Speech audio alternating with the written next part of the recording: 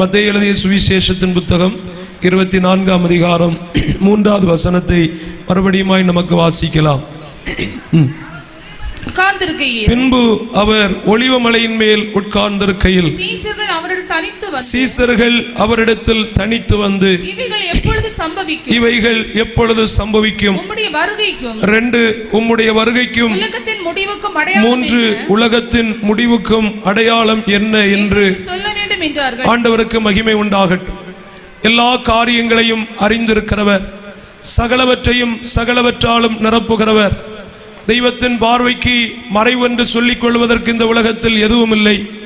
எல்லா வாக்குகளும் வார்த்தைகளும் பயன்படுத்தி பூமியின் சகலவற்றையும் அண்ட சராசரங்களையும் படைத்திருந்த கர்த்தர் நேற்றைக்கு நடப்பதை அறிவித்தார், இன்றைக்கு நடந்து கொண்டிருக்கிறதை அறிவித்திருக்கிறார், நாளைக்கு நடக்க போகிறதை அறிவித்திருக்கிறார்.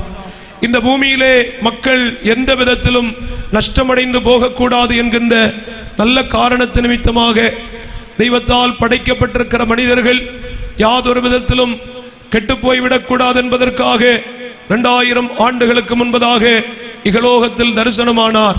33.5 ஆண்டு காலங்கள் இந்த உலகத்தில் வாழ்ந்தார். அந்த காலகட்டங்களிலே கற்பனைகளையும் கட்டளைகளையும் கை கொண்ட இயேசுவானவர் இந்த பூமியில் நடக்க போகின்ற ஒவ்வொரு செய்தி துளிகளையும் வார்த்தைகளாய் வாரி விளம்ப ஆரம்பித்தார். சீசர்களுடைய காதுகளுக்கு ஆச்சரியமான காரியங்கள் வெளிப்பட்டது. மத்தேயு சுவிசேஷத்தின் புத்தகம் 21 அதனுடைய 23 இதனுடைய ஆரம்பமாயிருந்தது. இயேசு தேவாலயத்தில் பிரசங்கிக்க ஆரம்பித்தார். ஒரு நீண்ட பிரசங்கம். பரிசேயர்கள், சதிசேயர்கள், வேத சாஸ்திரிகள், நியாய சாஸ்திரிகள், பிரதான ஆசாரியர்கள் எல்லாருமே தங்களுடைய வாக்குகளின் ஈட்டி முனைகளை கிறிஸ்து இயேசுவுக்கு விரோதமாக எழுப்பிவிட்ட கடினமான வார்த்தைகள் உச்சரித்து கண்டனம் பண்ணி கடிந்து கொண்டு பயங்கரமான வார்த்தைகள் மூலமாய் பிரசங்கித்தார். இயேசு தேவாலயத்தை விட்டு புறப்பட்டு வரும்போது சீசர்கள் தேவாலயத்தை காட்டி கொடுத்தார்கள். மிகவும் ஆச்சரியமாய் கட்டப்பட்ட ஆலயம். 1-2 வருட காலங்களில் அல்ல, ஏரோது என்று சொல்லப்பட்டிருக்கிற மன்னனால் கிட்டத்தட்ட 46 ஆண்டு காலங்களாக கட்டியமைக்கப்பட்டது. முதல் ஆலயம் என்று அறியப்பட்ட ஆலயம் சாலமனுடைய ஆலயம். இயேசு கிறிஸ்து பிறக்கிறதற்கும் BC 506 காலகட்டங்களில் ஆமேன் அந்த ஆலயம் இடித்து நிர்மூலமாக்கப்பட்டது. சாம்ராஜ்யங்களில் எல்லாம் உயர்ந்த சாம்ராஜ்யம் என்று அறியப்பட்ட 7 சாம்ராஜ்யங்கள் உண்டு. ஒன்று எகிப்திய அரசு, எகிப்திய சாம்ராஜ்யம். அவைகளை வீழ்த்தி கொண்டு BC 753 காலகட்டங்களிலே அசீரிய ராஜ்யம் தலை ஓங்கினது.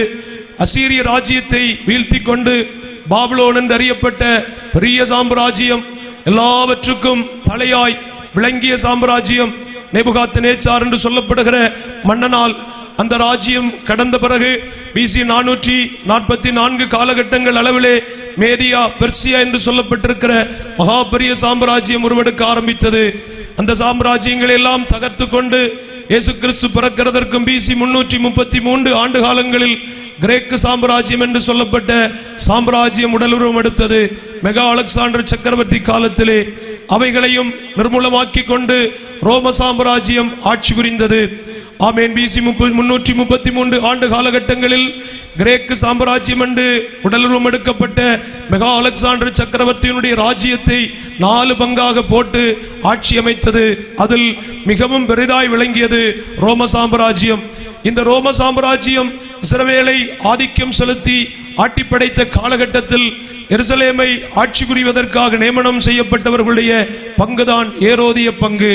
இப்படி அந்த காலகட்டத்தில் ஏரோதுனுடைய ஆட்சி காலத்தில் எல்லாம் நிர்மூலமாகி போடப்பட்டிருந்த ஆலயம் 46 ஆண்டு காலங்களாக புதுமையாக்கப்பட்டிருந்தது. அந்த ஆலயத்திலே தான் ஆண்டவராகிய இயேசு கிறிஸ்துவினுடைய பிரவேசமாயிருந்தது.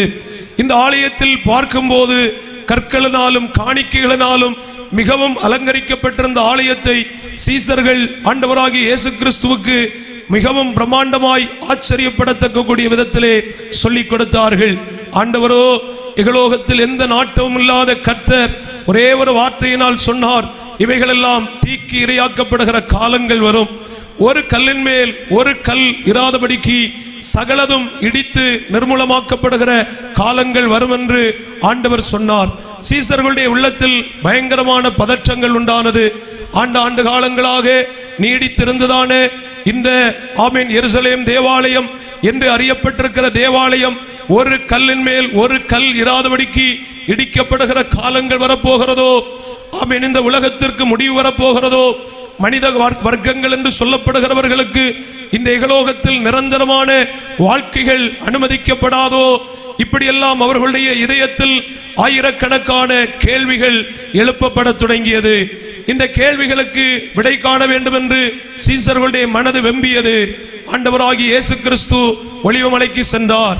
எருசலேம் தேவாலயத்தில் பிரசங்கம் முடித்துவிட்டு மலையிலே போய் தங்கி இருக்கும் போது சீசர்கள் அவர் தனித்திருக்கையில் அவர்களுக்கு தூக்கம் வரவில்லை. அவர்களுக்கு இதெல்லாம் அறிய வேண்டும் என்கின்ற ஆவல் உண்டாயிருந்தது. இயேசுனுடைய பாதத்தண்டையிலே கிட்டி சேர்ந்தார்கள். ஆண்டவரிடத்தில் தங்களுடைய வாக்குகளாய் மெல்ல இணங்கி வந்தார்கள். இயேசுவை பார்த்து 3 கேள்விகள் கேட்டார்கள். ஆண்டவரே, எப்பொழுது இந்த ஆலயம் இடிக்கப்படும்? 2, நீர் எப்பொழுது திரும்ப உலகத்துக்கு வருவீர்? 3, இந்த உலகத்தின் முடிவுக்கு அடையாளங்கள் என்ன? பிளீஸ் தயவு செய்து எங்களுக்கு சொல்லித் தர வேண்டும். 2026 வருஷத்தில் அருமையான தெய்வ மக்களுக்கு இதே கேள்விகளை உள்ளத்தில் எழுப்பி, ஆண்டவரே இவைகளெல்லாம் எப்பொழுது சம்பவிக்கும் அப்பா? இந்த பூமியிலே ஆபத்துகள் எப்பொழுது நடக்கும்? எப்படி சம்பவிக்கும்? நீர் எப்பொழுது திரும்ப வரப்போகிறீர் என்கின்ற கேள்விகள் நம்முடைய உள்ளத்திலும் எழப்பட்ட காரணங்களினால் தான் இவைகளுக்கு விடை காண்பதற்காக இந்த பரலோக சுவிசேஷ கூட்டங்களை தேவன் நமக்கு இவ்வண்ணமாக ஒருக்கி தந்திருக்கிறார். இந்த கூட்டத்தினுடைய முகாந்திரம் என்ன? இது போன்ற கேள்விகளை எழுப்பி இவைகளுக்கு விடை கண்டு எப்படியாகலும் வரப்போகிற ஆபத்துகளுக்கு, அழிவுகளுக்கு, விக்கினங்களுக்கு எந்த நிலையிலும் நானும் நீங்களும் நாமும் அன்பு தேசமும் நம்முடைய மாவட்டம், மாநிலங்கள், இந்திய மக்கள், உலகத்தில் இருக்கிற யாரும் எவரும் ஆண்டவர் விரும்பாத ஒரு முடிவை யாருமே சந்தித்து விடக்கூடாது என்பதற்காகத்தான் இது போன்ற காரியங்களை எல்லாம் கர்த்தர் நடத்தி கொண்டிருக்கிறார். எங்கள் அன்புக்குரிய ஆண்டவருடைய மக்களே, தெய்வத்தால் நேசிக்கப்படுகின்ற எங்கள் அன்புக்குரிய தேவ மக்களே, இந்த ராத்திரி வேளையிலே உங்களுக்குள்ளும் ஒரு கேள்விகள் எழும்பட்டும். இதோ பாருங்கள், போடப்பட்டிருக்கின்ற இந்த ஆலயங்கள் எல்லாம் இவ்வண்ணமாய் இல்லாதபடிக்கு போகும் நாட்கள் வருமோ?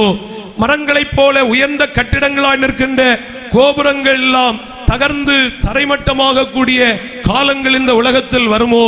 10, 20, 50 ஆண்டுகளுக்கு முன்பதாக எல்லாம் ஒருவேளை இந்த கேள்விகளுக்கு விடை காண முடியாத சூழ்நிலைகள் இருந்திருக்கலாம். ஆனால் இந்த நிகழ்காலத்தில் வாழ்ந்து கொண்டிருக்கின்ற எனக்கும் உங்களுக்கும் இவைகள் மிகவும் சுலபமே. நம்முடைய கண்கள் காண கட்டடங்கள் தரைமட்டமாகி கொண்டிருக்கிறது. எத்தனை பெரிய கற்களினாலும் எத்தனை பெரிய விலை உயர்ந்த பொருட்களை வைத்து கட்டப்பட்ட வீடுகளும் எல்லாமே தரைமட்டமாகும். ஆண்டு காலங்களுக்கு முன்பதாக இவைகளை எல்லாம் வேதம் நமக்கு சொல்லி தந்திருக்கிறது. மாரி காலத்து வீடுகள் அழிக்கப்படுகிற காலங்கள் வரும். கோடை காலத்து வீடுகள் அழிக்கப்படுகிற காலங்கள் வரும். யானை தந்தத்தால் கட்டப்பட்ட வீடுகள் எல்லாம் தரைமட்டமாக்கப்படுகிற காலங்கள் வரும் என்று இயேசு இந்த உலகத்தில் பிறப்பதற்கு முன்பதாகவே தீர்க்கதரிசிகளை எழுப்பி ஆண்டவர் மிகவும் வல்லமையாக இந்த உலகத்துக்கு சத்தியத்தை வெளிப்படுத்தி வைத்தார். எங்கள் அன்புக்குரிய தேவ மக்களே, எனவே இன்றைய காலகட்டங்களில் வாழ்ந்து கொண்டிருக்கின்ற நமக்கு எந்த விதமான இப்படிப்பட்ட சந்தேகங்களும் வேண்டாம். நிச்சயமாகவே இந்த உலகத்தில் காணப்படுகின்ற எல்லாமே சீக்கிரமாக தரைமட்டமாக்கப்படுகிற காலங்கள் வரும். ஆண்டவராகிய இயேசு கிறிஸ்துவினிடத்திலே கேட்ட சீசர்களுக்கு விடை சொன்னார். சாத்தியமே, நீங்கள் பார்க்கிற இந்த ஆலயம் எல்லாம் இடிக்கப்படும். நம்முடைய ஆண்டவராகிய இயேசு கிறிஸ்து பிறந்து AD 70 இயேசு கிறிஸ்து பிறந்து 70ஆம் வருஷத்தில் ரோம அரசாங்கத்தில் அகஸ்தூராயன் என்று சொல்லப்படுகிற ஆமேன் என்கிறதான ஒரு மன்னனுடைய ஆட்சி காலத்திலே தேவாலயம் தீக்கிரையாக்கப்பட்டது. முழுவதுமாக எருசலேம் தேவாலயம் சுட்டரிக்கப்பட்டது. சரித்திரம் சொல்லுகிறது, கிட்டத்தட்ட 12 லட்சம் யூதர்கள் கொன்றளிக்கப்பட்டார்கள்.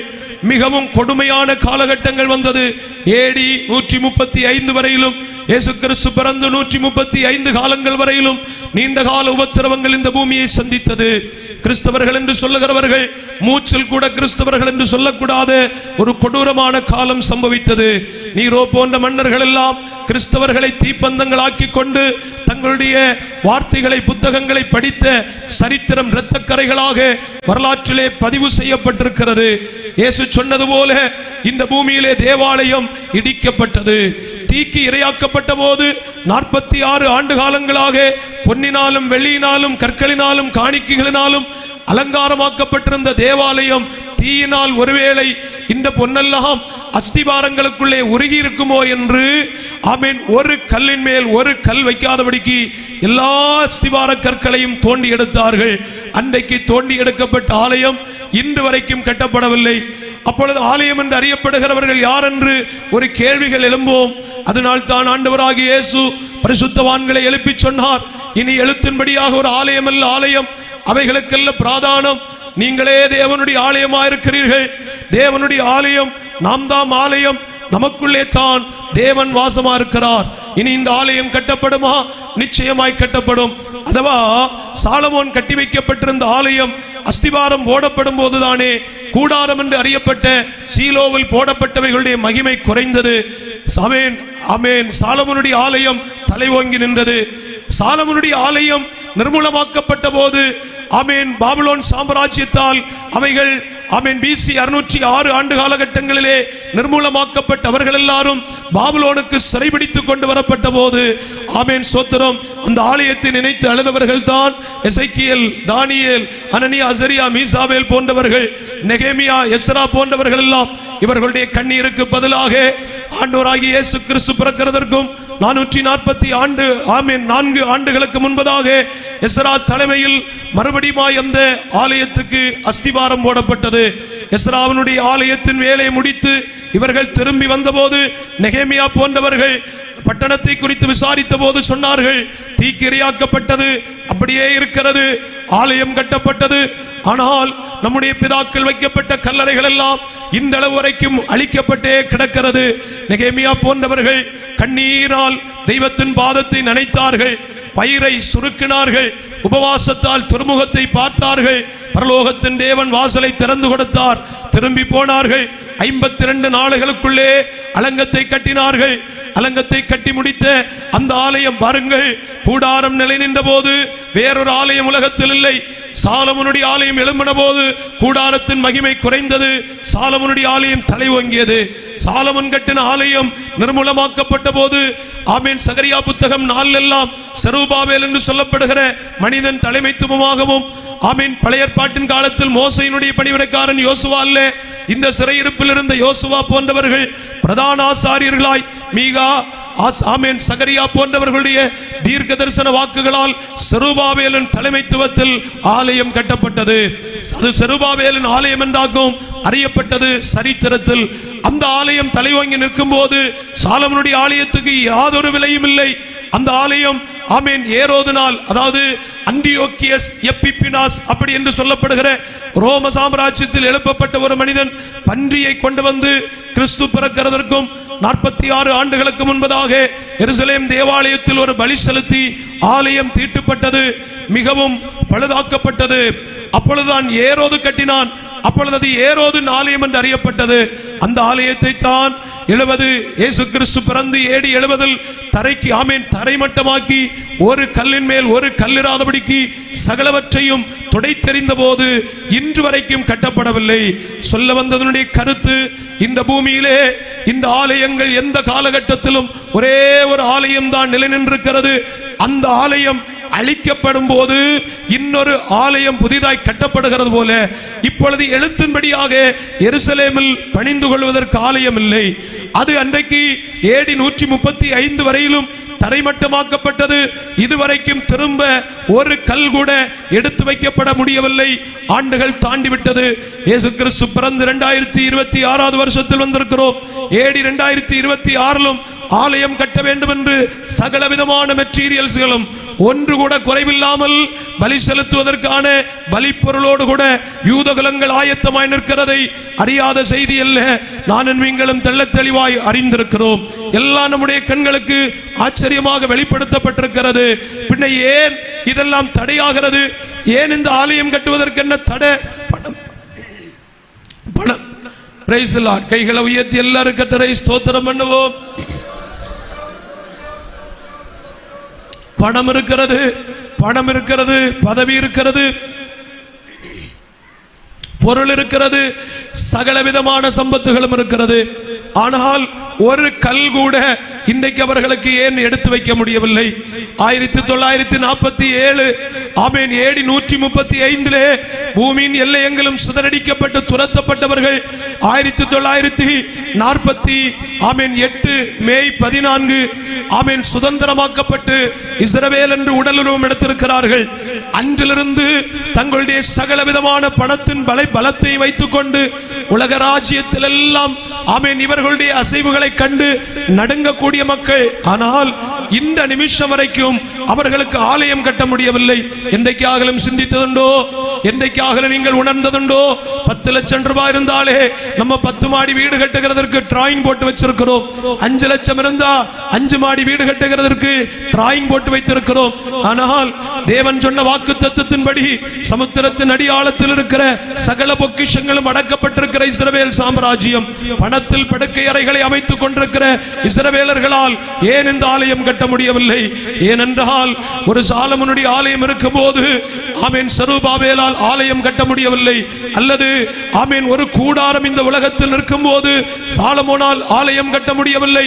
சாலமோனுடைய ஆலயம் இருக்கும் போது செருபாபேலுடைய ஆலயத்துக்கு அவசியம் இல்லை. செருபாபேலுடைய ஆலயம் இருக்கும் போது ஏரோதுவின் ஆலயத்துக்கு அவசியம் இல்லை. ஏரோதுவின் ஆலயம் தீக்கிரையாக்கப்பட்டது. இப்பொழுது நாமே தேவனுடைய ஆலயம் என்று அறியப்படுகிற இந்த ஆலயம் பூமியிலிருந்து எடுத்து மாற்றப்படுகிறது வரையிலும் இனி ஒரு கல் எருசலேமில் வைக்கப்படுவதில்லை. அதனாலேயாகும் இந்த ராத்திரி வேளையில் இந்த செய்தி அறியணும். எனவே இந்த ராத்திரி வேளையிலே இயேசுவை ஏற்றுக்கொண்டு நாமே ஆலயம் என்று அறியப்படுகிற தெய்வ மக்களாகும் எருசலேமிலே கல் எடுத்து வைக்கப்படுகிறதுக்கு தடையானால் இயேசு சீக்கிரம் நம்மளை எடுக்க போகிறார். நாம் மத்திய வானிலை எடுக்கப்பட போகிறோம். இயேசு மத்திய ஆகாயத்தில் வரப்போகிறார்.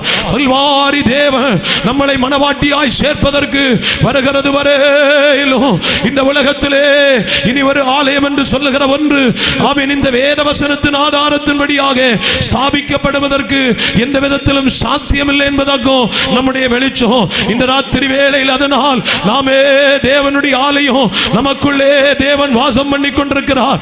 இந்த ஆலயம் இந்த உலகத்திலே இருக்கிற காலம் வரையிலும் இஸ்ரவேலர்கள் விரும்புகிற காரியங்களில் சற்று காலதாமதமாகும் என்பதில் எந்த விதமான சந்தேகமும் இல்லை. நமக்கு எல்லாருக்கும் சேர்ந்து நல்ல சத்தமாக ஒரு முன்றலிலே சொல்லுவோம்.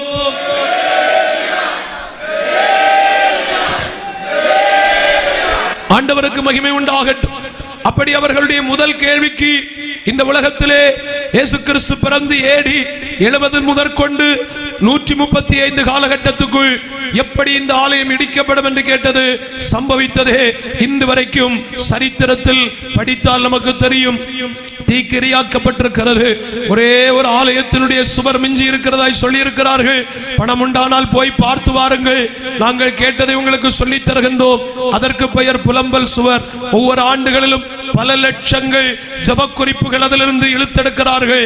ஆமென். ஒவ்வொரு நாளும் யூதர்கள் போய் தங்களுடைய ஜபக்குறிப்புகளை எழுதி அதற்குள்ளே சுருட்டி சுருட்டி அதற்குள் வைத்து தங்களுடைய மண்டையை முட்டி முட்டி ஆமென் தங்களுடைய யாவே தெய்வத்தினிடத்தில் தங்கள் மேசியாவினிடத்தில் கதறி கொண்டிருக்கிறார்கள். ஆண்டவரே, என்றைக்கு எங்களுடைய கால்களை அங்கே வைப்போம், என்றைக்கு எங்கள் தெய்வத்துக்காக ஒரு ஆலயத்தை கட்டுவோம். அது புலம்பல் சுவர் என்று அறியப்படுகிறது. அவர்களுடைய கண்ணீர் பரலோகம் அங்கீகரிக்கும் போது நாம் இந்த உலகத்திலே இருக்க மாட்டோம். அவர்களுடைய ஜபத்துக்கு பதில் வருவேயானால் நிச்சயமாகவே தெய்வத்தினுடைய ஆலயம் இந்த பூமியிலிருந்து எடுக்கப்படும் என்பதில் யாதொரு சந்தேகம் இல்லை. இப்பொழுது பாருங்கள், வரலாற்று ஆசிரியர்களும் பண்டிதர்களும் எல்லாருமே விஞ்ஞானிகளும் எல்லாருமே சொல்லுகிற காரியங்களை வைத்துக் கொண்டு ஆமென் ஒரே ஒரு சிங்காசனத்தில் ஒருவன் வந்து அமரணும், ஆலயம் கட்டுவதற்கு ஒரு கையெழுத்து போடணும், 10 நாடுகளுடைய கூட்டமைப்பு சேர்ந்து ஆலயத்தை கட்டுவதற்காக சகல விதமான கூட்டமைப்புகளும் ஆண்டாண்டுகளுக்கு முன்பதாகவே எல்லா அமைப்புகளும் அமைத்து காத்திருக்கிறது. பின்ன ஏனையா காலதாமதம், பின்ன எதற்கு இந்த ஆலயம் கட்டுவதற்கு காலதாமதம்? மீண்டும் மீண்டும் ஆவியான சொல்லுகிறார், மாரப்பாடியில இது போல ஒரு கூட்டம் நடப்பது என்னைக்கு நிறுத்தப்படுமோ அன்னைக்கு தான் எருசலேமில் ஆலயம் கட்டப்படும். குமரி மாவட்டத்துக்குள்ள என்னைக்கு இது போல பாட்டு சத்தம் ஓயுமோ அன்னைக்கு எருசலேமில் ஆலயம் கட்டப்படும். ஆமென். தமிழ்நாட்டில் என்னைக்கு ஆமென். இது போல பாட்டு மாறாதையும் எத்தனை பேருக்கு விசுவாசம் உண்டு? இயேசு வரப்போகிறார். இயேசு மத்திய ஆகாயத்தில் வரப்போகிறார். இயேசு சீக்கிரமாய் வரப்போகிறார். நம்முடைய பிள்ளைகளை சேர்ப்பதற்காக நம்முடைய தெய்வம் சீக்கிரமாய் வரப்போகிறார். நமக்கு எல்லாருக்கும் சந்தோஷத்தோடு அவரை சந்திக்கத்தக்கதாக, அவரை எதிர்நோக்கி பார்க்கத்தக்கதாக இந்த ராத்திரி வேளையிலே நல்ல ஆர்ப்பரிப்போடு கூட ரெண்டு கைகளை தட்டி சுடபலகதிரியோ அவர் உரைத்த அடையாளங்கள் எல்லாம் தவறாமல் நடக்கின்றதே. அவர் உரைத்த அடையாளங்கள் எல்லாம் தவறாமல் நடக்கின்றதே. இயேசு வரும் வேளை எவருமே அறியா, ஆண்டவரே அறிவார். அவர் வரும் வேளை எவருமே அறியா, ஆண்டவரே அறிவார். வேகமீது இயேசு ராஜா வேகம் வாராரே. வேகமீது இயேசு ராஜா வேகம் வாராரே. அவர் உரைத்த அடையாளங்கள் எல்லாம் தவறாமல் நடக்கின்றதே. அவர் உரைத்த அடையாளங்கள் எல்லாம் தவறாமல் நடக்கின்றதே. இயேசு வரும் வேளை எவருமே அறியார், ஆண்டவரே அறிவார். அவர் வரும் வேளை எவருமே அறியார், ஆண்டவரே அறிவார். வேகமீது இயேசு ராஜா வேகம் வாராரே. வேகமீது இயேசு ராஜா வேகம் வாராரே. ஆயத்தமுள்ளோரை ஆகாயம் சேர்க்க இயேசுவே வாராரே. ஆயத்தமுள்ளோரை ஆகாயம் சேர்க்க இயேசுவே வாராரே. ஓ வேகமீது இயேசு ராஜா வேகம். இந்த ராத்திரி வேளையிலே வேகமீது இயேசு ராஜா வேகம். இதபாலகரகதரோ வேகமீது இயேசு ராஜா வேகம். எல்லாமே நிறைவேறிக் கொண்டிருக்கிறது. எல்லாமே நிறைவேறிக் கொண்டிருக்கிறது. இந்த ராத்திரி வேளையில சொல்ல, ஆண்டவரே மத்திய ஆகாயத்தில் நீர் சீக்கிரமாய் வரப்போகும் போது ஆண்டவரே இந்த வருகையிலே நாங்கள் சந்திக்கப்படத்தக்கதாக. ஹல்லேலூயா, ஹல்லேலூயா, ஹல்லேலூயா. நமக்கு எல்லாருக்கும் சந்தோஷமாக சத்தமாக ஒரு முன்னலிலே சொல்லி தெய்வத்தை மகிமைப்படுத்துவோம்.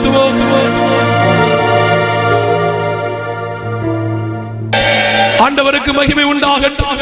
நியாயமாக அவர்கள் இரண்டாவது கேள்வி, அப்படியானால் உம்முடைய வருகை எப்பொழுது சம்பவிக்கும்? உம்முடைய வருகைக்கு அடையாளம் என்ன? மூன்றவர்கள் கேட்டார்கள்.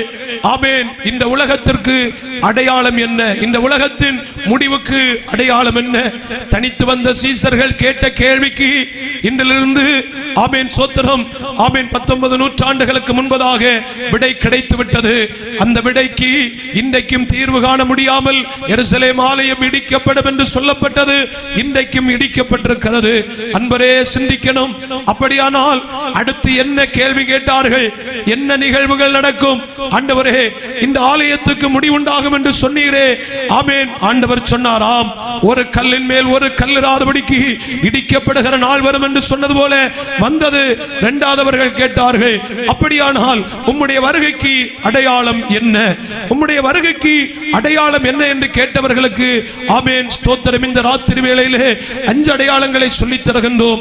பாருங்கள் கர்த்தருடைய பிள்ளைகளே, ஆமென். ஆண்டவராகிய இயேசு கிறிஸ்துவினுடைய வருகைக்காக ஆமென் ஒரு அடையாளம் எப்படி இருக்கும் என்று கேட்டால் ஸ்தோத்திரம், அதே சுவிசேஷ புத்தகத்தினுடைய 24ஆம் அதிகாரம் 27வது வசனமும் 28வது வசனத்தையும் படிக்கும் போது, மின்னல் கிழக்கிலிருந்து தோன்றி மேற்கு வரைக்கும் பிரகாசிக்கிறது போல மனுஷகுமாரனுடைய வருகை இருக்கும். 2, பிணம் எங்கேயோ அங்கே கழுகுகள் வந்து கூடும்.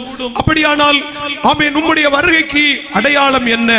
ஆண்டவராகிய இயேசு கிறிஸ்துவினுடைய வருகை அடையாளம் எப்படி இருக்கும்? அன்பரே இந்த ராத்திரி வேளையில புரிந்து கொள்ள வேண்டும். இயேசு கிறிஸ்துவினுடைய வருகை என்று சொல்லுகிறது முக்கியமாக 3 வருகை. ஒன்று 2000 வருஷத்துக்கு முன்பதாக இந்த உலகத்திலே இயேசு வந்து விட்டார். 1 தீமோத்தேயு 1:15, லூக்கா 19:10, யோவான் சுவிசேஷம் 6:36.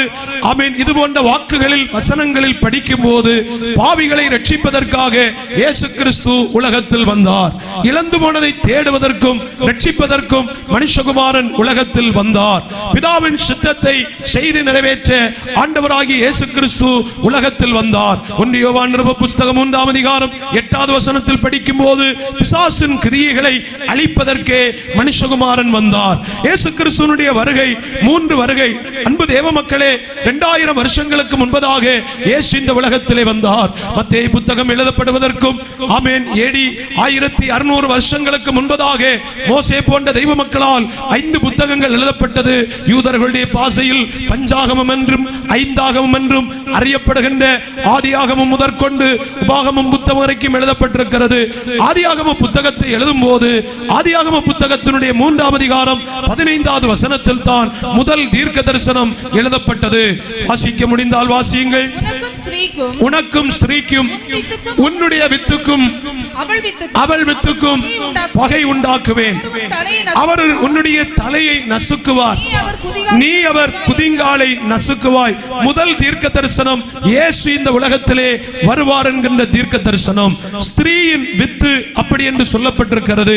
ஒரு வெர்ஜின், ஒரு கன்னியின் பிறப்பு, மாம்ச சம்பந்தம் இல்லாமல், இரத்த சம்பந்தம் இல்லாமல், புருஷ சம்பந்தம் இல்லாமல் அன்று வரையிலும் ஒரு குழந்தை பிறந்த சரித்திரம் இல்லை, இன்று வரைக்கும் இல்லை. இன்றைய விஞ்ஞான உலகம் அதையெல்லாம் நூதனமாய் செய்கிறது, போகட்டும், நமக்கு அது விஷயம் இல்லை. ஆனால் அன்றைக்கு இந்த தீர்க்க தரிசனம் சொல்லப்பட்டது. ஒரு புருஷன் ஒரு மனைவியினிடத்தில் பிரவேசிப்பதற்கு முன்பதாக ஒருவள் கருதரிக்க ஆரம்பிப்பாள். விஞ்ஞான உலகம் என்றால் வாய்ப்பிழந்து நின்றது. எப்படி சாத்தியம்? ஆதியாகமத்தின் புத்தகம் 3:15 பலரும் எடுத்து பல லட்சங்களை செலவு பண்ணி பார்த்தார்கள். எல்லாருக்கும் விடை கிடைத்தது, சாத்தியமில்லை. வேதம் பொய் உரைத்தது, இல்லவே இல்லை. ஏடி ஆமீன் சோத்திரம் அல்லது ஏடி 1 என்று சொல்லுகிறோம். வரலாற்றில் கொஞ்சம் வித்தியாசங்கள் இருக்கிறது, நமக்கு அது தேவையில்லை. வரலாறு படித்தால் பரலோகத்துக்கு போக முடியாது. ஆயினும் புரியும்படியாய் சொல்லுகிறோம்.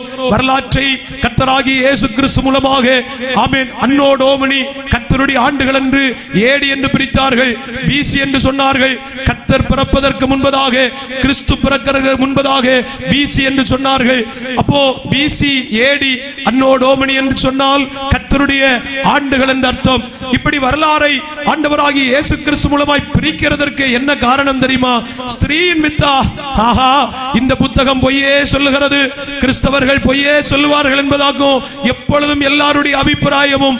எத்தனை லட்சங்கள் செலவு பண்ணினாலும் இந்த வேத புத்தகத்தில் இருக்கிற ஒரு காமா அல்லது ஒரு ஃபுல் ஸ்டாப் அல்லது ஒரு ஆச்சரிய குறியை கூட உலகத்தை விற்றா கூட நீங்கள் அதை உங்கள் பக்கமாக நிரூபிக்க முடியாது என்பதை இந்த ராத்திரி வேளையிலே உலகத்துக்கு நாங்கள் உரக்க சொல்லுகிறோம். என் தேவன் என்ன சொன்னார் தெரியுமா? வானம் மாறி போகலாம், பூமி மாறி போகலாம், ஆனால் இந்த புத்தகத்திலே 66 புத்தகம், 1189 அதிகாரம், ஆமென் 31108 வசனங்கள் பதிவு செய்யப்பட்டிருக்கின்ற இந்த புத்தகத்தில் ஒரு புள்ளி மாறாது. உலகம் அழியுமே தவிர இதில் சொல்லப்பட்டிருக்கிற ஒரு உறுப்புகளுக்கு கூட சேதமே வராது என்று வேதம் நமக்கு சொல்லி தருகிறது. கவனிக்கணும். இப்படி பலரும் ஆமென் விஞ்ஞான ரீதியாகவும் மற்றும் ஆராய்ச்சி முறைகள் மூலமாகவும் எப்படி இது சாத்தியம் என்று சொல்லிக்கொண்டு ஆராய்ச்சிகளை நடத்தி ஆமென் பொய் என்று சொல்லி அவர்கள் முடிப்பதற்கு முன்பதாக பெத்லகேமிலே அல்லது எருசலேமிலே ஒரு சிறிய பட்டணம் பெத்லகேம், அந்த பெத்லகேமிலே ஆமென் ஒரு செய்தி பரவியது. ஆமென் ஒரு பாவப்பட்ட பெண்மணி, அவளுடைய பெயர் மரியாள். ஆமென் அவள் கருவுற்றிருக்கிறாள், அவள் கருவுற்றிருக்கிறாள், அவள் கருவுற்றிருக்கிறாள். எப்படி சாத்தியம்? யோசேப்பு என்று சொல்லப்படுகிற மனிதர்கள், நல்ல தேவ பக்தி உள்ளவர்கள், நேர்மையாகவும் நீதியாகவும் நடந்த புருஷர்கள், யாதொரு விதத்திலும் இவர்களுக்கு விவாகம் நடக்கவில்லை என்பது உலகம் அறிந்த காரியமே. எப்படி ஐயா? அப்பொழுதுதான் சொன்னார்கள், இல்லை, வேதம் பொய் சொல்லுகிறதில்லை. ஆமென் இன்றிலிருந்து 1600 ஆண்டுகளுக்கு முன்பதாக நம்முடைய பிதா என்று அறியப்பட்ட மோசே பஞ்சாகமத்தை வரையும் போது அதிலே ஆதியாகம புத்தகம் 3:15 எழுதினார், ஸ்திரீயின் வித்து அப்படி என்று ஒரு வார்த்தை இருக்கிறது. ஒரு கன்னி கருதரிப்பாள் அப்படி என்று சொல்லப்பட்டிருக்கிறது. இருக்கிறதே அப்படி என்று சொல்லிக்கொண்டு இந்த மரியாளை அதற்கு பிறகு தொந்தரவு செய்யவே இல்லை. இப்படியாக என்னுடைய ஆண்டவர் இயேசு கிறிஸ்து இந்த உலகத்தில் பாவி என்கிற பதத்திற்கு இந்த கூட்டத்தில் இருக்கிற நானோ நீங்களோ அன்பு இந்த மாரப்பாடி பட்டணமோ இந்த அருமனை பிராந்தியமோ குமரி மாவட்டத்தில் இருக்கிற ஒருவரும் பாவி என்று வாழக்கூடாது என்று எல்லாரையும் பாவத்திலிருந்து காப்பாற்றுவதற்காக இப்பொழுது பிரசங்கிப்பதற்கும் 2000 வருஷத்துக்கு முன்பதாக இயேசு பாவிகளை ரட்சிக்க வந்தார். நம்முடைய ஆண்டவராகிய இயேசு கிறிஸ்துவினுடைய முதலாம் வருகை என்று அறியப்பட்டது. இயேசு கிறிஸ்து இந்த உலகத்திலே 33 ஆண்டுகள் வாழ்ந்தால் ஆமென். அந்த வாழ்ந்த காலகட்டத்திலே தான் எருசலேமுக்கு வந்த செய்தியை தான் நாம் இப்பொழுது படித்துக் கொண்டிருக்கிறோம்.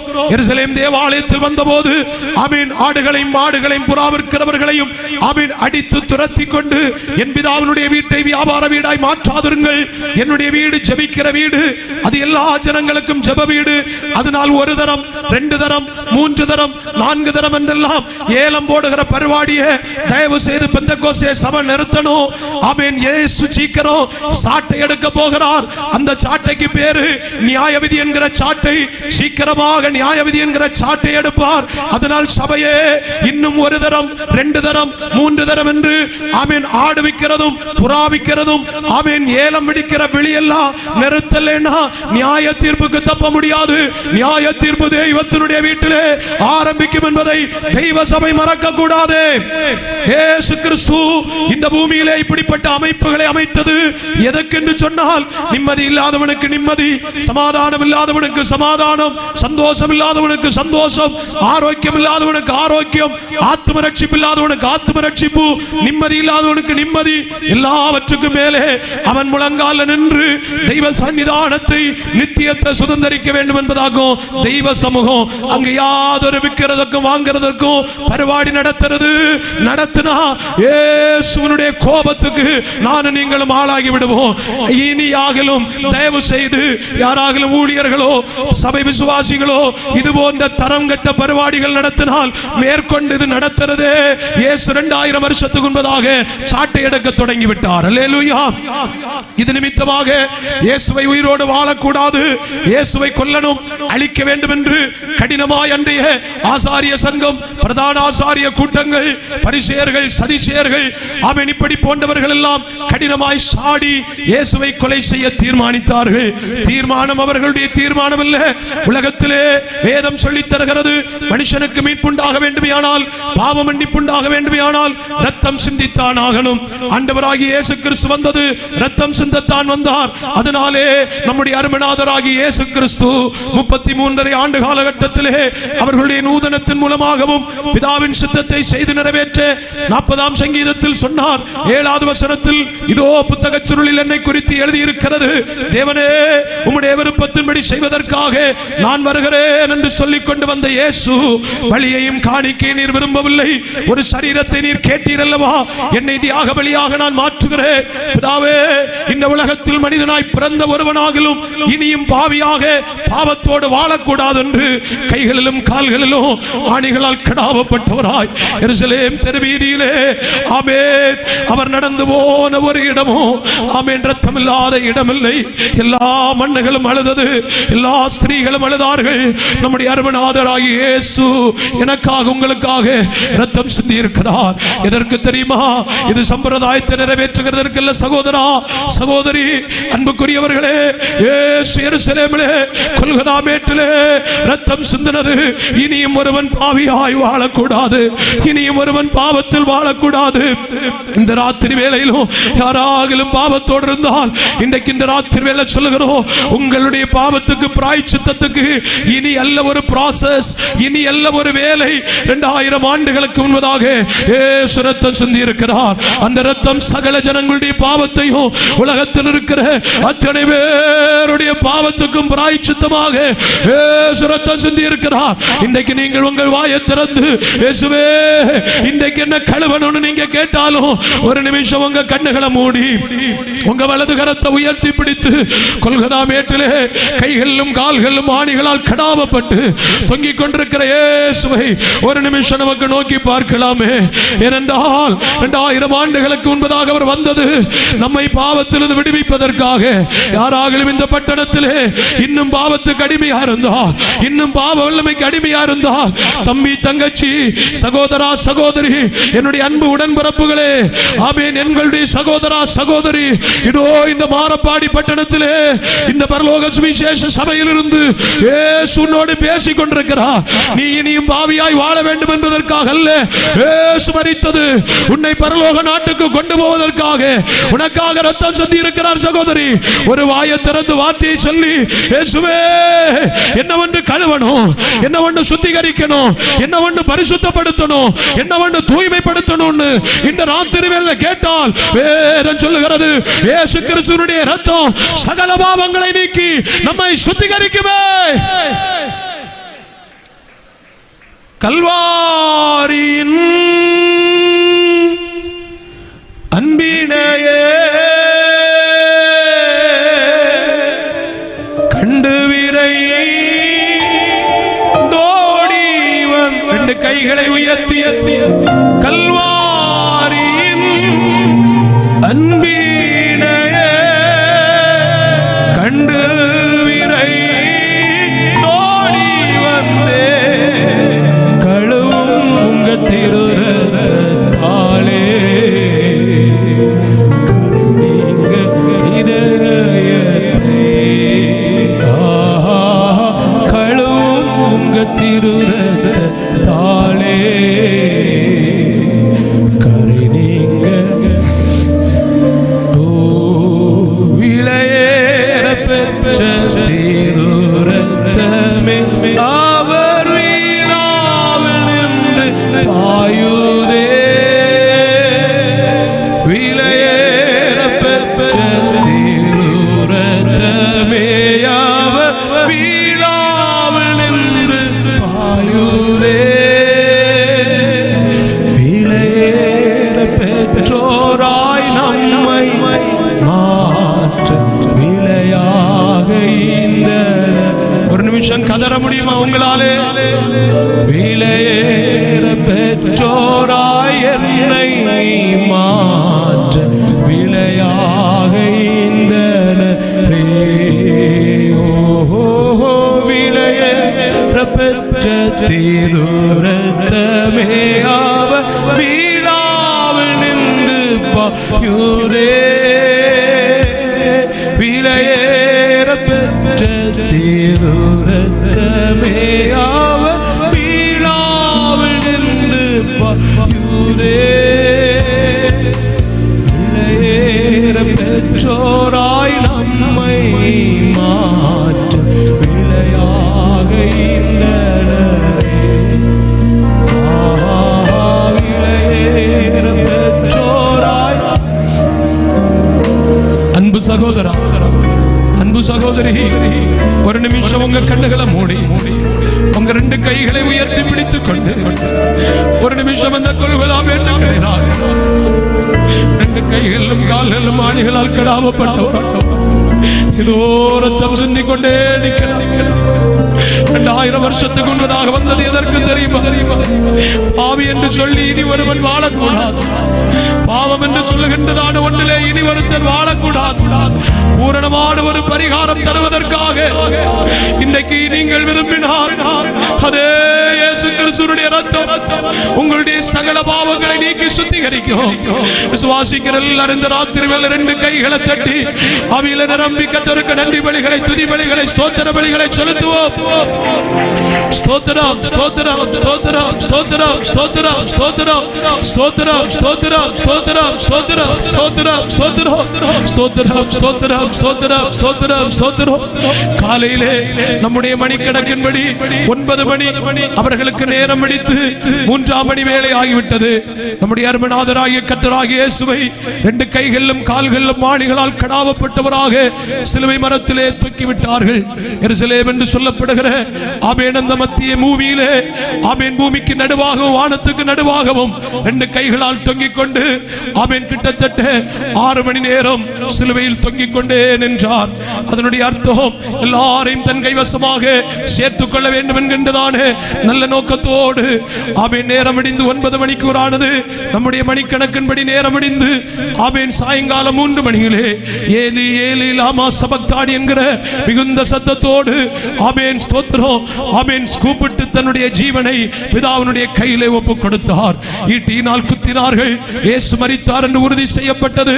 ஆமென் சாயங்காலம் இருட்டு வருகிறதுக்கு முன்பதாக இயேசுவை பிரேத சீலையிலே சுற்றி ஆமென் ஒருவரும் ஒரு நாளும் வைக்கப்பட்டிராத ஆமென் ஒரு புதிய கல்லறையிலே அடக்கம் பண்ணினார்கள். நாட்கள் 3 தாண்டியது. ஆமென் ஞாயிற்றுக்கிழமை விடியற் கால வேளையிலே ஆமென் சகோதரிமார்கள் மகதலேனா மரியாள் ஆமென் சோத்திரம் தாய் மரியாள் ஆமென் மற்றும் ஆமென் மரியாட்கள் சூசன்னா யோவன்னா போன்றவர்கள் எல்லாரும் கல்லறை எண்ணெயிலே ஓடி போகும்போது கல்லறை திறந்து கிடந்தது. நம்முடைய அருமநாதராகிய இயேசு எல்லாவற்றையும் தகர்த்தெறிந்து கொண்டு ராஜாதி ராஜாவாக உயிர் தெழுந்தார். இன்றைக்கு ராத்திரி வேளை சொல்லி தருகின்றோம், இயேசு உயிரோடு எழுந்திருக்கிறார். பயப்படாதே, இதோ நான் மரித்தேன், ஆனாலும் சதா காலங்களிலும் உயிரோடு இருக்கிறேன். என் அன்புக்குரிய சகோதரா சகோதரி, ஏதாகலும் காரியத்தில் நீ அடிமைப்பட்டிருக்கிறாயோ? இல்லை, இயேசு உன்னை மரணத்திலிருந்து மீட்பதற்காக உனக்காக மரணத்தை ருசி பார்த்துக் கொண்டு மரண பாதாளத்தை வென்று இயேசு எழுந்திருக்கிறார். நீ தைரியமாய் இயேசு மண்டையிலே வரலாம். இயேசு உனக்காக ரட்சிப்பை வெளிப்படுத்தி இருக்கிறார். இயேசுவை மரணத்தால் தடுத்து நிறுத்த முடியாததா இருந்தது. பெரிய கல்லுகளை புரட்டி வைத்து ஆமென் ஸ்தோத்திரம் ரோம அரசாங்கம் முத்திரைகளை போட்டு வைத்திருந்தது. ஆமென் ஒரு தூதன் பயங்கர பிரகாசத்தோடு அந்த ஞாயிற்றுக்கிழமை காலை வேளையிலே இறங்கி வந்து அந்த கல்லறை ஆமென் கல்லை புரட்டி தள்ளி இயேசுவுடைய ஆமென் உயிர் தெழுதலை வெளிப்படுத்தினார். ஆமென் இன்றைக்கு இந்த ராத்திரி வேளையிலே யாரும் கலங்க வேண்டாம், யாரும் பயப்பட வேண்டாம்.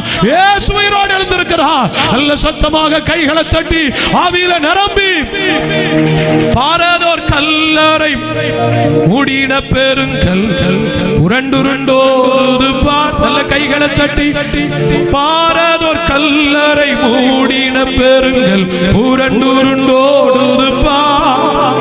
அங்கு போட்ட முத்திரை காவல் நிற்குமோ தேவபுத்திர சந்நிதிமோ? அங்கு போட்ட முத்திரை காவல் நிற்குமோ தேவபுத்திர சந்நிதிமோ?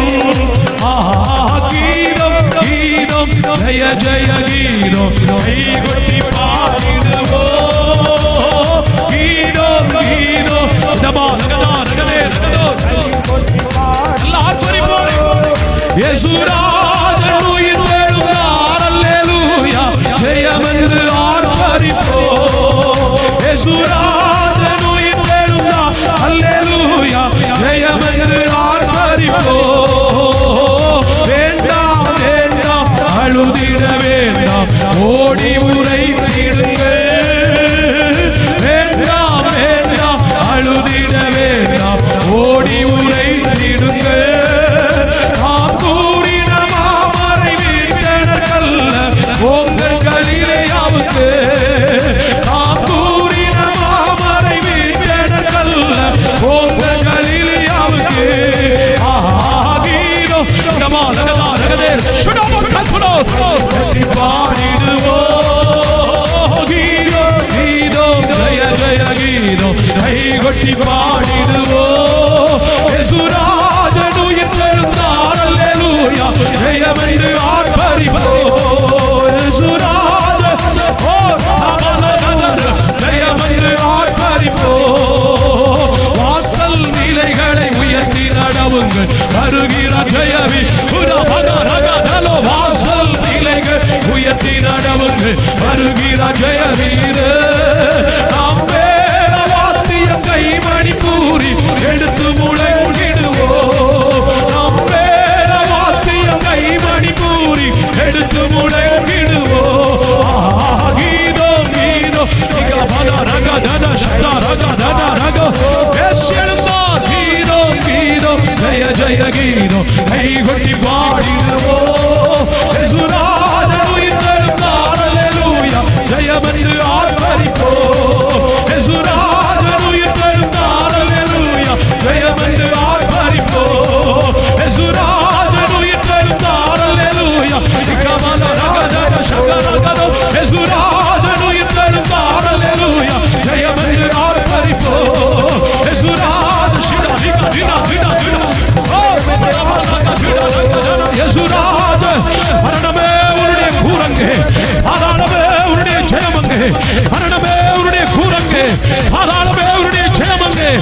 பிள்ளையே, மரணத்துக்கு இனிமேல் உரிமை இல்லை.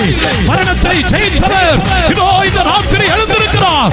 யோவானே, நீ பயப்படாதே, பத்மாவை கண்டு பயப்படாதே. மரித்தே, ஆனாலும் சதா காலங்களில் உயிரோடு இருக்கிறேன். வியாதியை கண்டு பயப்படுகிறாயோ? பலவீனத்தை கண்டு பயப்படுகிறாயோ? நோயை கண்டு பயப்படுகிறாயோ? பேயை கண்டு பயப்படுகிறாயோ? இயேசு எழுந்திருக்கிறார். இயேசு சீக்கிரம் வரப்போகிறார். கைகளை தட்டி ஆவியில நிரம்பி மகிழ்ச்சியோடு நமக்கு எல்லாருக்கும் தெய்வத்தை ஆர்ப்பரிக்கலாமே. இயேசு சீக்கிரம் வரப்போகிறார். இயேசு சீக்கிரம் வரப்போகிறார். கல்லறை உடைந்திருக்கிறது. சகோதரா, சகோதரி, உன்னை சில முத்திரை போட்டு வைத்திருக்கிறது போல சாத்தானுடைய முத்திரை போட்டு வைத்திருக்கலாம். ரோகத்தின் கட்டுகள், பாவத்தின் கட்டுகள், சாபத்தின் கட்டுகள் இதோ இந்த ராத்திரி வேளை உடைகிறது. கைகளை தட்டி ஆவியில நிரம்பி கர்த்தருடைய ஆவியானவர் பலமாய் விட்டவனோ ரகதனோ, பாவத்துக்கு இனிமேல் உனக்கு உரிமை இல்லை. வியாதிக்கு இனிமேல் எந்த உரிமை இல்லை. சாத்தானுக்கு இனிமேல் உன்மேல் எந்த உரிமை இல்லை. இயேசு கிறிஸ்துவை நீ நம்பினால் இந்த ராத்திரி வேளையிலே சத்தமிட்டு சொல், மரணமே நீ என்னை தொட முடியாது, பாதாளமே நீ என்னை தொட முடியாது. என்னுடைய ஆண்டவர் மரணத்தையும் பாதாளத்தையும் ஜெயித்து இயேசு எழுந்திருக்கிறார்.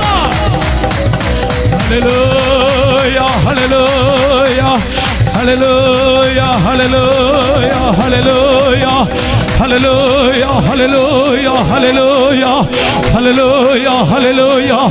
மரணத்தையும் பாதாளத்தையும் ஜெயித்து எழுந்த இயேசு 40 நாட்கள் இந்த பூமியிலே தரிசனமானார்.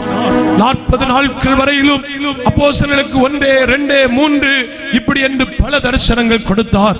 40வது நாளுடைய முடிவிலே 500க்கும் அதிகமான சீசர்களை கைவசமாக்கி கொண்டு ஆமீன் ஒலிவுமலையிலே ஆமீன் எந்த இடத்தில் ராத்திரி காலங்கள் சென்று ஜெபித்தாரோ அதே இடத்திலே 2 கைகளையும் மரத்துக்கு நேராக உயர்த்தி நின்று அவர்களை ஆசீர்வதித்தார். ஜனங்கள் ஆசீர்வதிக்கணும், ஆமீன், ஆசீர்வதிக்கவே நீங்கள் அழைக்கப்பட்டீர்கள் என்று நினைத்து நீங்கள் எல்லாரும் ஒருவரை ஒருவர் ஆசீர்வதியுங்கள் என்று வேதம் சொல்லுகிறது. உங்களை சபிக்கிறவர்களை ஆசீர்வதியுங்கள், உங்களை துன்பப்படுத்துகிறவர்களை ஆசீர்வதியுங்கள், உங்களை வேதனைப்படுத்துகிறவர்களை ஆசீர்வதியுங்கள். எல்லாத்துக்கும் மேலே உங்கள் பிள்ளைகளை மக்களே நீ ஆசீர்வாதமாக இருப்பாய் என்று சொல்லுங்கள். அம்மாவை ஆசீர்வதிங்க, அப்பாவை ஆசீர்வதிங்க, சகோதரன் ஆசீர்வதிங்க, பிள்ளைகளை ஆசீர்வதிங்க. இயேசு கடைசியாய் காட்டி தந்த மாதிரி 2 கைகளை உயர்த்தி எல்லாரையும் ஆசீர்வதித்தார். அல்லேலூயா. இப்படி அவர் ஆசீர்வதித்து அப்படி பேசிக்கொண்டு நிற்கும் போதுதானே அவருடைய கால்கள் ஒலிவமலையிலிருந்து சற்று சற்றாக உயர ஆரம்பித்தது. சீசர்களுக்கு நடுக்கம் பிடித்தது. திடுக்கிடத்தக்க சம்பவம் அவர்களுடைய கண்களுக்கு முன்பதாக இதுவரையிலும் காணாத காட்சிகள் அவர்களுடைய கண்கள் காண ஆரம்பித்தது. இயேசு மெல்ல மெல்ல உயர எடுக்கப்பட்டார். இயேசு அப்படியே எழுந்து போனார். ஆமேன். ஒரு மேகம் அவரை வந்தபடியே மறைத்துக் கொண்டது. ஆமேன். அந்த மேகத்தில் ஏறி இயேசு இன்றைக்கு பிதாவின் வலது பார்சத்திலே இருக்கிறார் என்று பல வாக்கியங்களும் நமக்கு சொல்லுகிறது. 2 பேதுரு 3 கடைசியிலே இயேசு பிதாவினுடைய வலது பார்சத்திலே இன்றைக்கு நமக்காய் இருக்கிறார். 1 யோவான் நிருப புத்தகம் 2:1 படிக்கும் போது இயேசு இன்றைக்கும் என் பிள்ளைகளே நீங்கள் பாவம் செய்வீர்களே ஆனால் பிதாவாகிய தேவனிடத்தில் எல்லாருக்காகவும் அவர் பரிந்து பேசுகிறார். அன்பரே, யாருக்கிட்டே நீங்கள் உங்கள் பாவத்தை சொல்லக்கூடாது. இயேசுனுடைய சீடனாகிய பேதுரு, இயேசுனுடைய சீடனாகிய யோவான், இயேசுனுடைய சீடனாகிய அந்திரேயா, இயேசுனுடைய சீடனாகிய ஆமீன் சோத்திரம் தோமா, யாரிடத்திலுமே போய் உங்கள் பாவத்தை சொல்லக்கூடாது. ப்ளீஸ் மன்னிக்கணுமே. மத்தியஸ்தர் ஒருவரே, தேவனுக்கும் மனுஷருக்கும் மத்தியஸ்தர் ஒருவரே. அந்த மத்தியஸ்தன் யார்? அது இயேசுனுடைய அம்மா அல்ல. ப்ளீஸ் மன்னிக்கணுமே. இயேசுனுடைய அம்மாவினிடத்தில் ஜெபிக்கிற பழக்கத்தை அன்பு கர்த்தருடைய மக்களே தயவு செய்து நிறுத்தணும். ஆமீன் சோத்திரம். தேவசகாயம் பிள்ளையினுடைய சமூகத்திலே முழங்கால நின்று ஜெபிக்கிறதை 2 கை கூப்பி கேட்டுக்கொள்கிறோம். தயவு செய்து நிறுத்தணும்.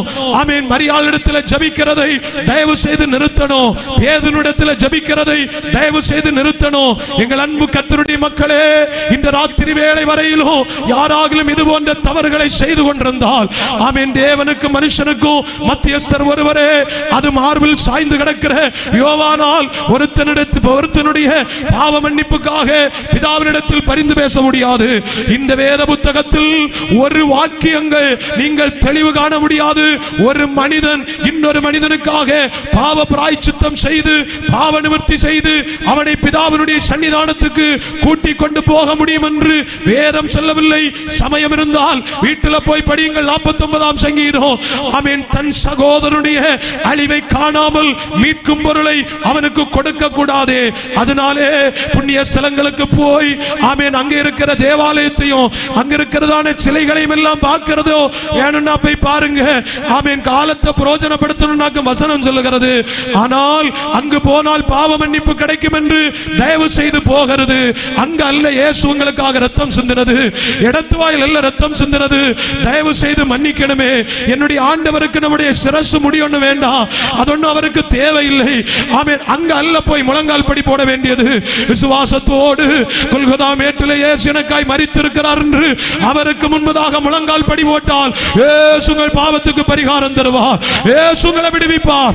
இயேசு உங்களை ரட்சிப்பார். அதனால் இந்த தயவு செய்து இந்த ராத்திரி வேளை எங்களுடைய கர்ப்ப பிறப்பு போல இருக்கிற எங்கள் சொந்த நாட்டு தேசத்தின் பிள்ளைகளே, தயவு செய்து இந்த தவறை நடத்திக்க கூடாது.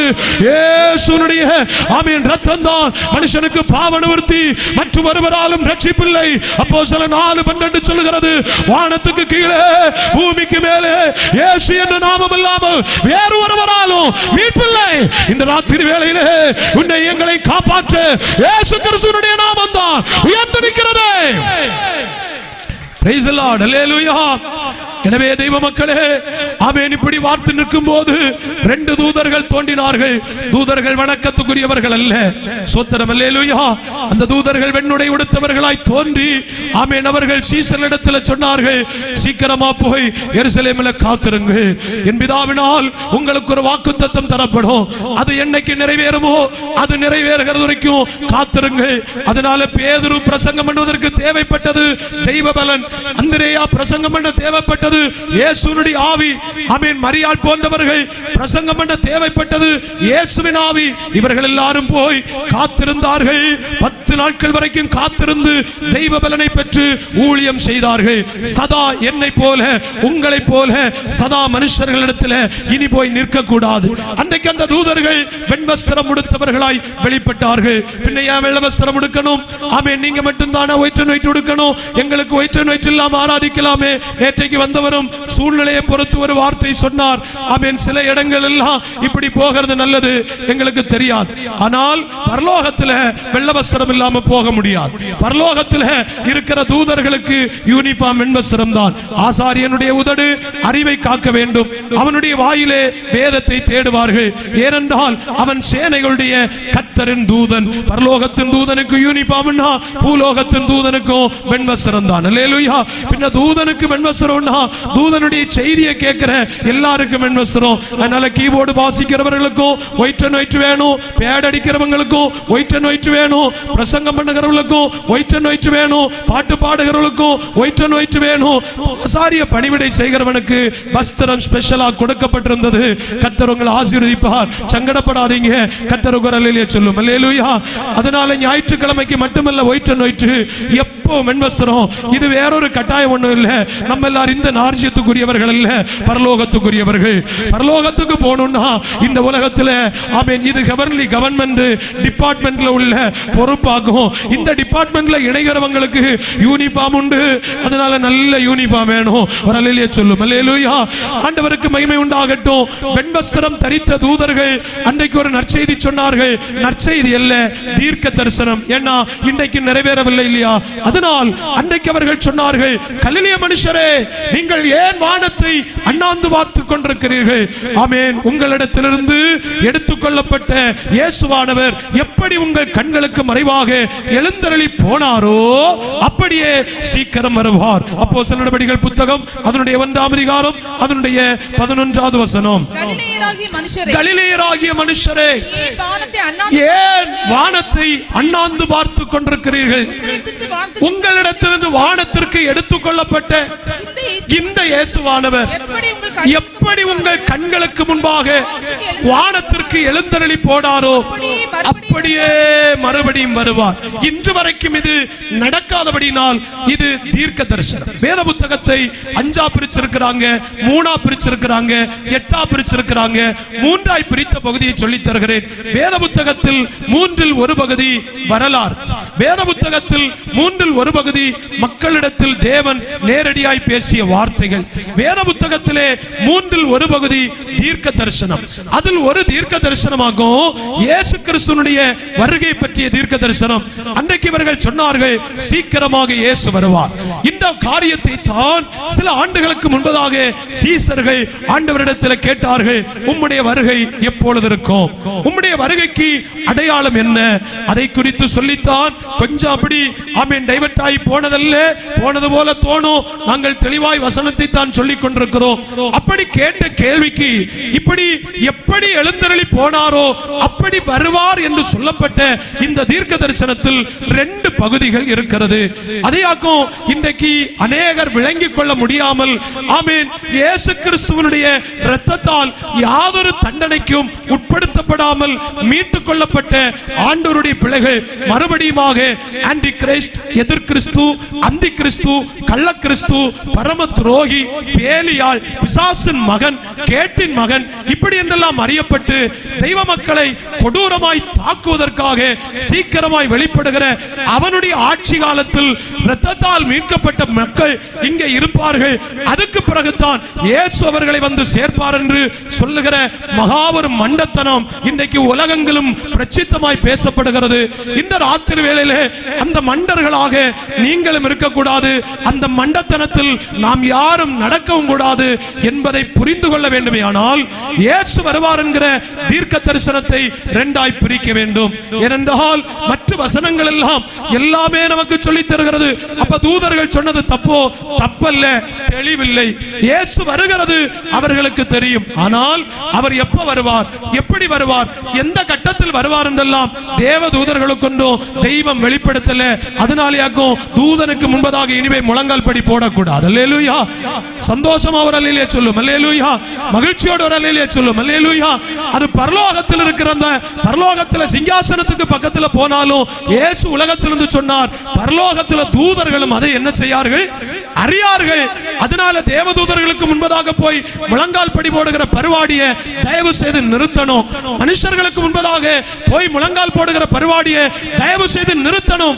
அவர்கள் நம்மை போல பாடுள்ளவர்கள், நமக்கு நம்மை போல தியாகம் செய்து ஊழியம் செய்தவர்களை தயவு செய்து அவர்கள் மூலமாய் பரலோகம் என்கிற செய்திக்கு நீங்கள் ஆளாக கூடாது. நானே வழி, நானே சத்தியம், நானே ஜீவன் என்று இயேசு சொல்லி இருக்கிறார். பேதுரு வழி அல்ல பரலோகம், மரியாள் வழி அல்ல பரலோகம், அந்திரேயா வழி அல்ல பரலோகம். அல்லேலூயா. நாங்கள் யாரையும் புண்படுத்துவதல்ல, தயவு செய்து மன்னிக்கணும். சத்தியத்தை நாங்கள் சொல்லாவிட்டால் எங்களுக்கு ஐயோ என்று வேதம் எங்களுக்கு சொல்லித் தருகிறது. எங்களுக்கு ஐயோவானால் உங்களுக்கு என்ன பாடு? நீதிமானே ரட்சிக்கப்படுவது அரிதானால் பக்தி இல்லாதவனும் பாவியும் எங்கே நிற்பான் என்று வேதம் சொல்லுகிறது. அதனாலேயாக்கும் வேத வசன தெளிவோடு கூட உங்களுக்கு சொல்லி தந்து கொண்டிருக்கிறோம்.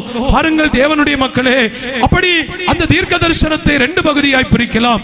ஏனென்றால் இந்த பகுதியில் தானே சீசர்கள் கேட்ட கேள்விக்கு 2 வருகை இருக்கிறது. மத்தேயு சுவிசேஷத்தில் படித்தோம் அல்லவா? ஆமென் 24. ஆமென் அதனுடைய ஒரிக்கா கூட எல்லாரும் புரிந்து கொள்ள முதலாவது தீர்க்க தரிசனம் 27 8 மின்னல் கிழக்கிலிருந்து தோன்றி மேற்கு வரைக்கும் பிரகாசிக்கிறது போல் மனுஷகுமாரனுடைய வருகையும் இருக்கும். பிணம் எங்கேயோ அங்கே கழுகுகள் வந்து கூடும். சீசர்கள் கேட்டார்கள், ஆண்டவரே உம்முடைய வருகைக்கு அடையாளம் என்ன? ஆமென். சீசர்கள் கேட்ட கேள்விக்கு ஆமென் தூதர்கள் பதில் சொன்னார்கள். எப்படி இயேசு எடுக்கப்பட்டாரோ அப்படியே திரும்ப வருவார். எப்படி வருவார், எப்படி இருக்கும் அந்த வருகை? அதாக்கு நாங்கள் சொல்லுகிறோம், 2 காரியம் சொல்லப்பட்டிருக்கிறது. அந்த வார்த்தைக்கு 2 பகுதிகள் இருக்கிறது.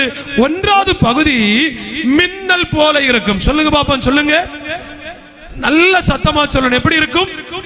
மின்னல் போல. மின்னல் போல. அதாவது நீங்க வானத்துல பார்த்திருப்பீங்க, என்று சொல்லிக்கொண்டு ஒரு ஒளிக்கதிர் வீசுகிறது போல இது உலகத்தில் அல்ல, இது மண்ணில் அல்ல வீசுகிறது, இது வானத்தில் வீசும். ஸ்தோத்திரம், அல்லேலூயா. சந்தோஷமா ஒரு அல்லேலூயா சொல்லுவோம். எங்கேயோ கிடக்கிற கழுகு எங்கேயோ இருக்கின்ற பிணத்தை பார்க்கும். ஆகாயத்தில் உன்னதத்தில் பறக்கிற கழுகு செத்து கிடக்கிற ஆமீன் கழுக பார்க்கிறது போல பிணம் எங்கேயோ அங்கே கழுகுகள் கூடும் என்று சொல்லுகிறது போல பாருங்கள், இது மின்னல் போல தோன்றுகிற ஒரு வருகை குறித்து சொல்லப்பட்டிருக்கிறது. இரண்டாவது இயேசு கிறிஸ்துவினுடைய வருகை வாசித்து பாருங்கள். 30வது வசனத்தில் படிக்கும் போது, அப்பொழுது மனுஷகுமாரனுடைய அடையாளம் வானத்தில் காணப்படும். அப்பொழுது மனுஷகுமாரன் வல்லமையோடும் மிகுந்த மகிமையோடும் வானத்தின் மேகங்கள் மேல் வருகிறதை பூமியில் உள்ள சகல கோத்திரத்தாரும் கண்டு புலம்புவார்கள். அல்லேலூயா சொல்லும். அல்லேலூயா.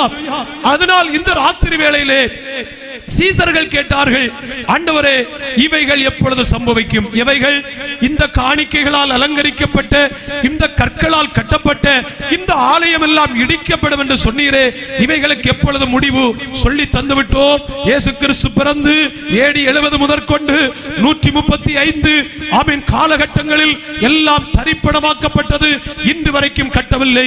அந்த தீர்க்க தரிசனம் நிறைவேறிவிட்டது.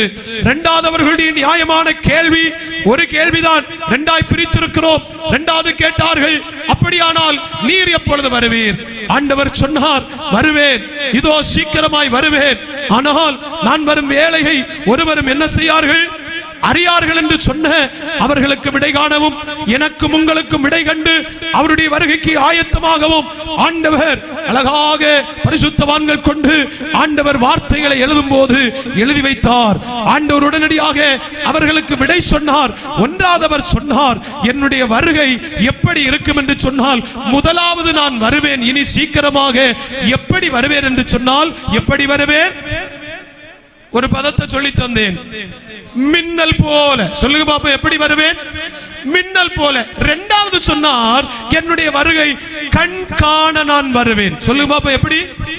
கண்காண. என்னுடைய கண்ணல்ல, உங்களுடைய கண்ணல்ல, நம்முடைய கண்ணல்ல, உலகத்திலே ஆமென் இன்றைய வரைக்கும் 235க்கும் அதிகமான நாடுகள் அரசால் அங்கீகரிக்கப்பட்ட நாடுகள். ஆசியா கண்டத்தில் 150க்கும் மேற்பட்ட நாடுகள். ஆப்பிரிக்கா கண்டம் இரண்டாவது பெரிய கண்டம். ஆப்பிரிக்கா கண்டத்தில் அதுபோல அதுக்கு சற்று குறைவான நாடுகள். மூன்றாவது பெரிய நாடுகள் ஐரோப்பியா கண்டம், அது சற்று குறைவானது. நாலாவது வட அமெரிக்கா, தென் அமெரிக்கா, அது சற்று குறைவானது.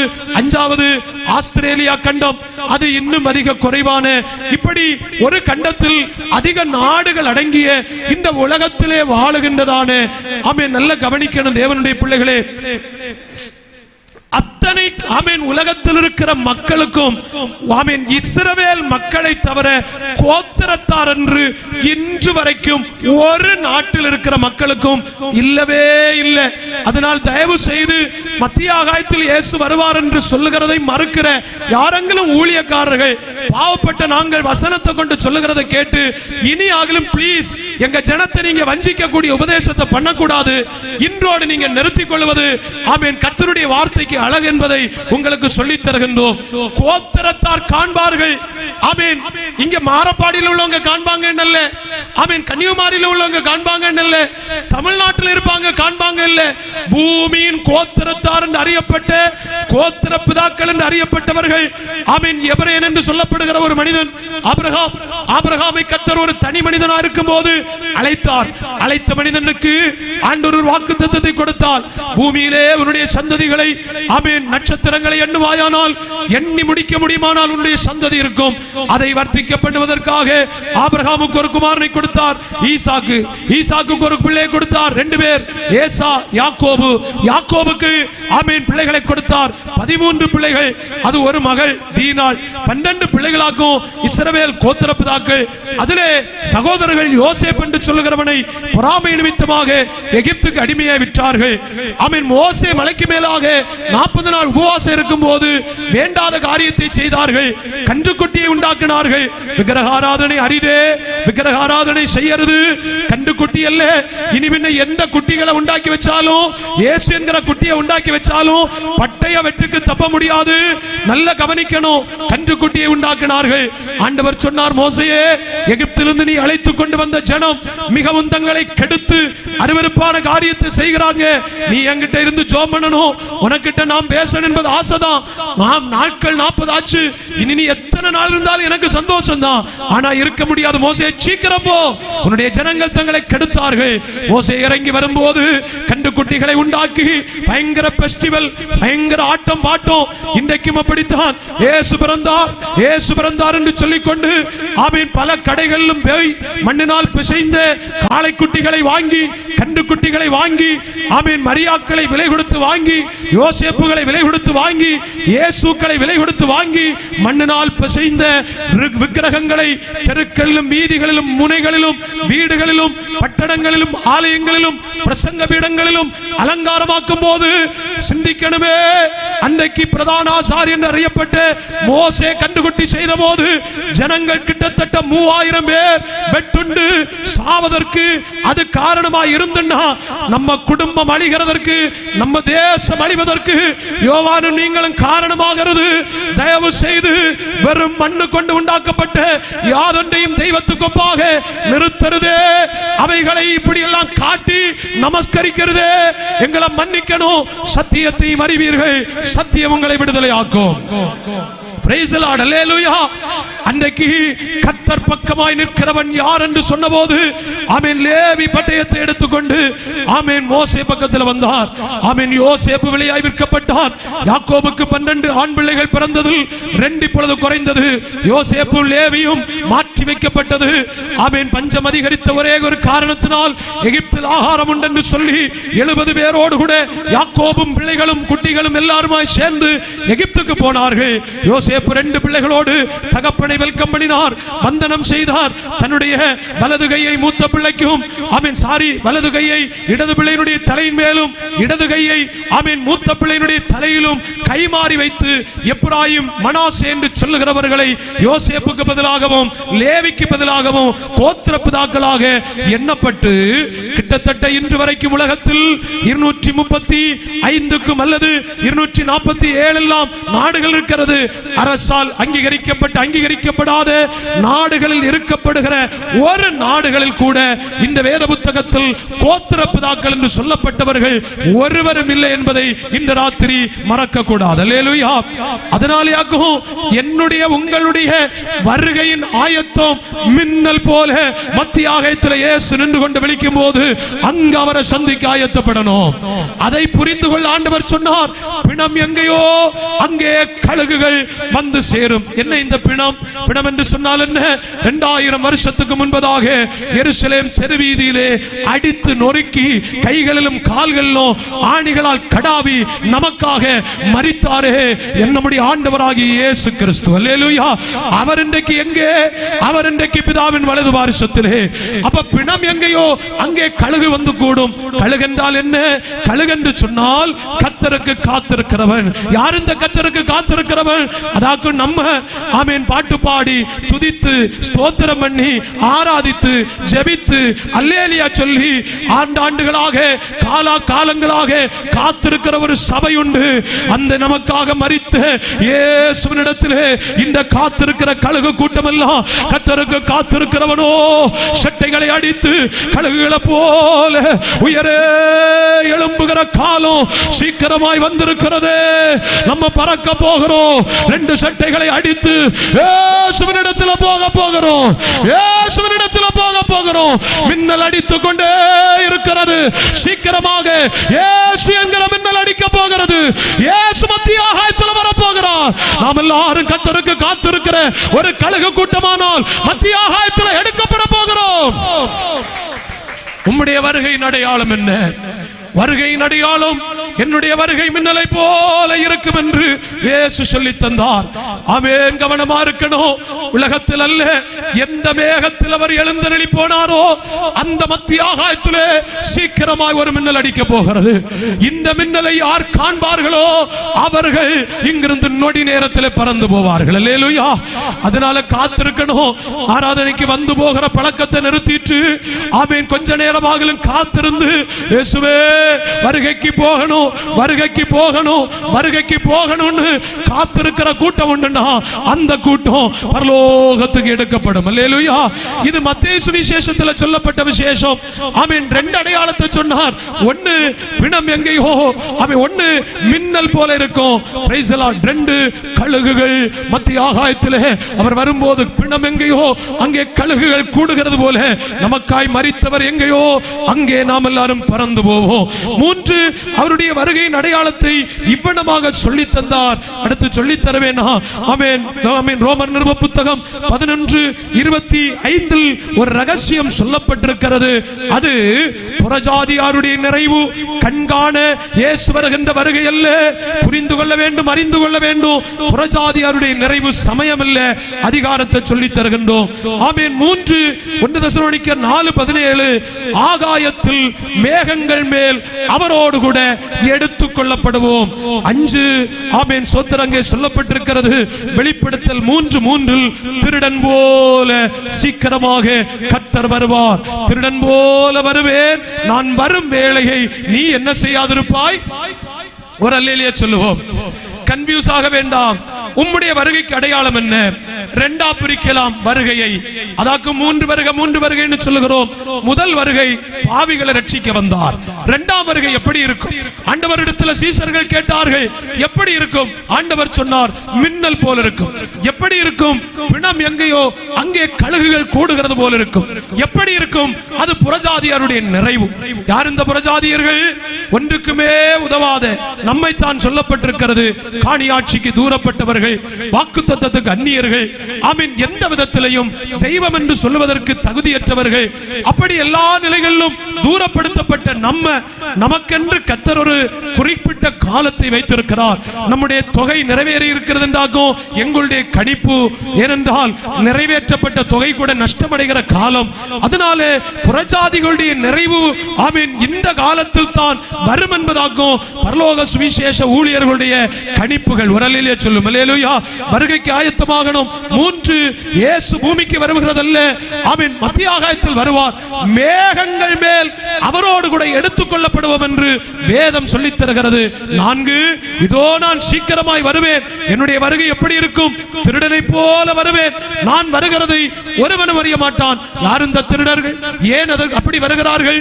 எந்த வீட்டில் எந்த பொக்கிஷம் இருக்கிறதோ அந்த பொக்கிஷத்தை கண்காண ஒருவனாலும் வந்து கொள்ளையிட முடியாது. அதனால் காலம் பார்த்து, நேரம் பார்த்து, சமயம் பார்த்து, யாரும் இல்லாத தருணம் பார்த்து நடுராத்திரி வேளையிலே சிசிடிவியை மறைக்கணும், செக்யூரிட்டிக்கு கண்ணை மறைக்கணும், வீட்டுக்காரங்களுடைய கண்ணை மறைக்கணும், தேசத்தாருடைய கண்ணை மறைக்கணும், எல்லாருடைய கண்ணை மறைத்து ஒரு பொருளை எடுக்கிறதுனால் அதனாலேயாக அவனுடைய பெயர் திருடன் அப்படி என்று சொல்லப்படுகிறது. அதனால் இப்போ சவுந்தரியக்காரங்களுக்கு ஆமென் எல்லாரையும் ரட்சித்த இயேசு இப்படி வரணும்னு ஒரு கேள்வியும் உண்டு. அவியலும் என்ன தயவு செய்து மன்னிக்கணும். அவியலும் இயேசு கிறிஸ்துவினுடைய ரகசிய வருகையை அங்கீகரிக்கிறது இல்லை. இயேசு கள்ளனை போல வரமாட்டார். இயேசு ஆமென் மகா பெரிய பொக்கிஷமாக. யார் இந்த பொக்கிஷம்? அப்போஸ்தலர் நடவடிக்கைகள் புத்தகம் 20:28 சொல்லப்பட்டிருக்கிறது. ஆமென் தம்முடைய சொந்த இரத்தத்தினாலே சம்பாதிக்கப்பட்ட சம்பத்து. அது ஒரு சம்பத்து உண்டுனா அதுக்கு பேராக்கும் சபை என்று அறியப்படுகிறது. ஒரு அல்லேலூயா சொல்லும். அல்லேலூயா. மகிழ்ச்சியோடு ஒரு அல்லேலூயா சொல்லும். அல்லேலூயா. அப்ப பாருங்கள், அந்த சம்பத்து என்று சொல்லப்படுகிறதை எல்லாரும் காண அல்ல எடுக்க வருகிறது. அதனால் இந்த ராத்திரி வேளை இங்கே இருக்கிறவர்களே, இந்த கூட்டத்தில் ஒருத்தர் மொபைல் மோட்டிக்கணும்னா, உங்க மொபைல் மோட்டிக்கணும்னா உங்களை தெரிஞ்சல்ல மோட்டிப்பாங்க.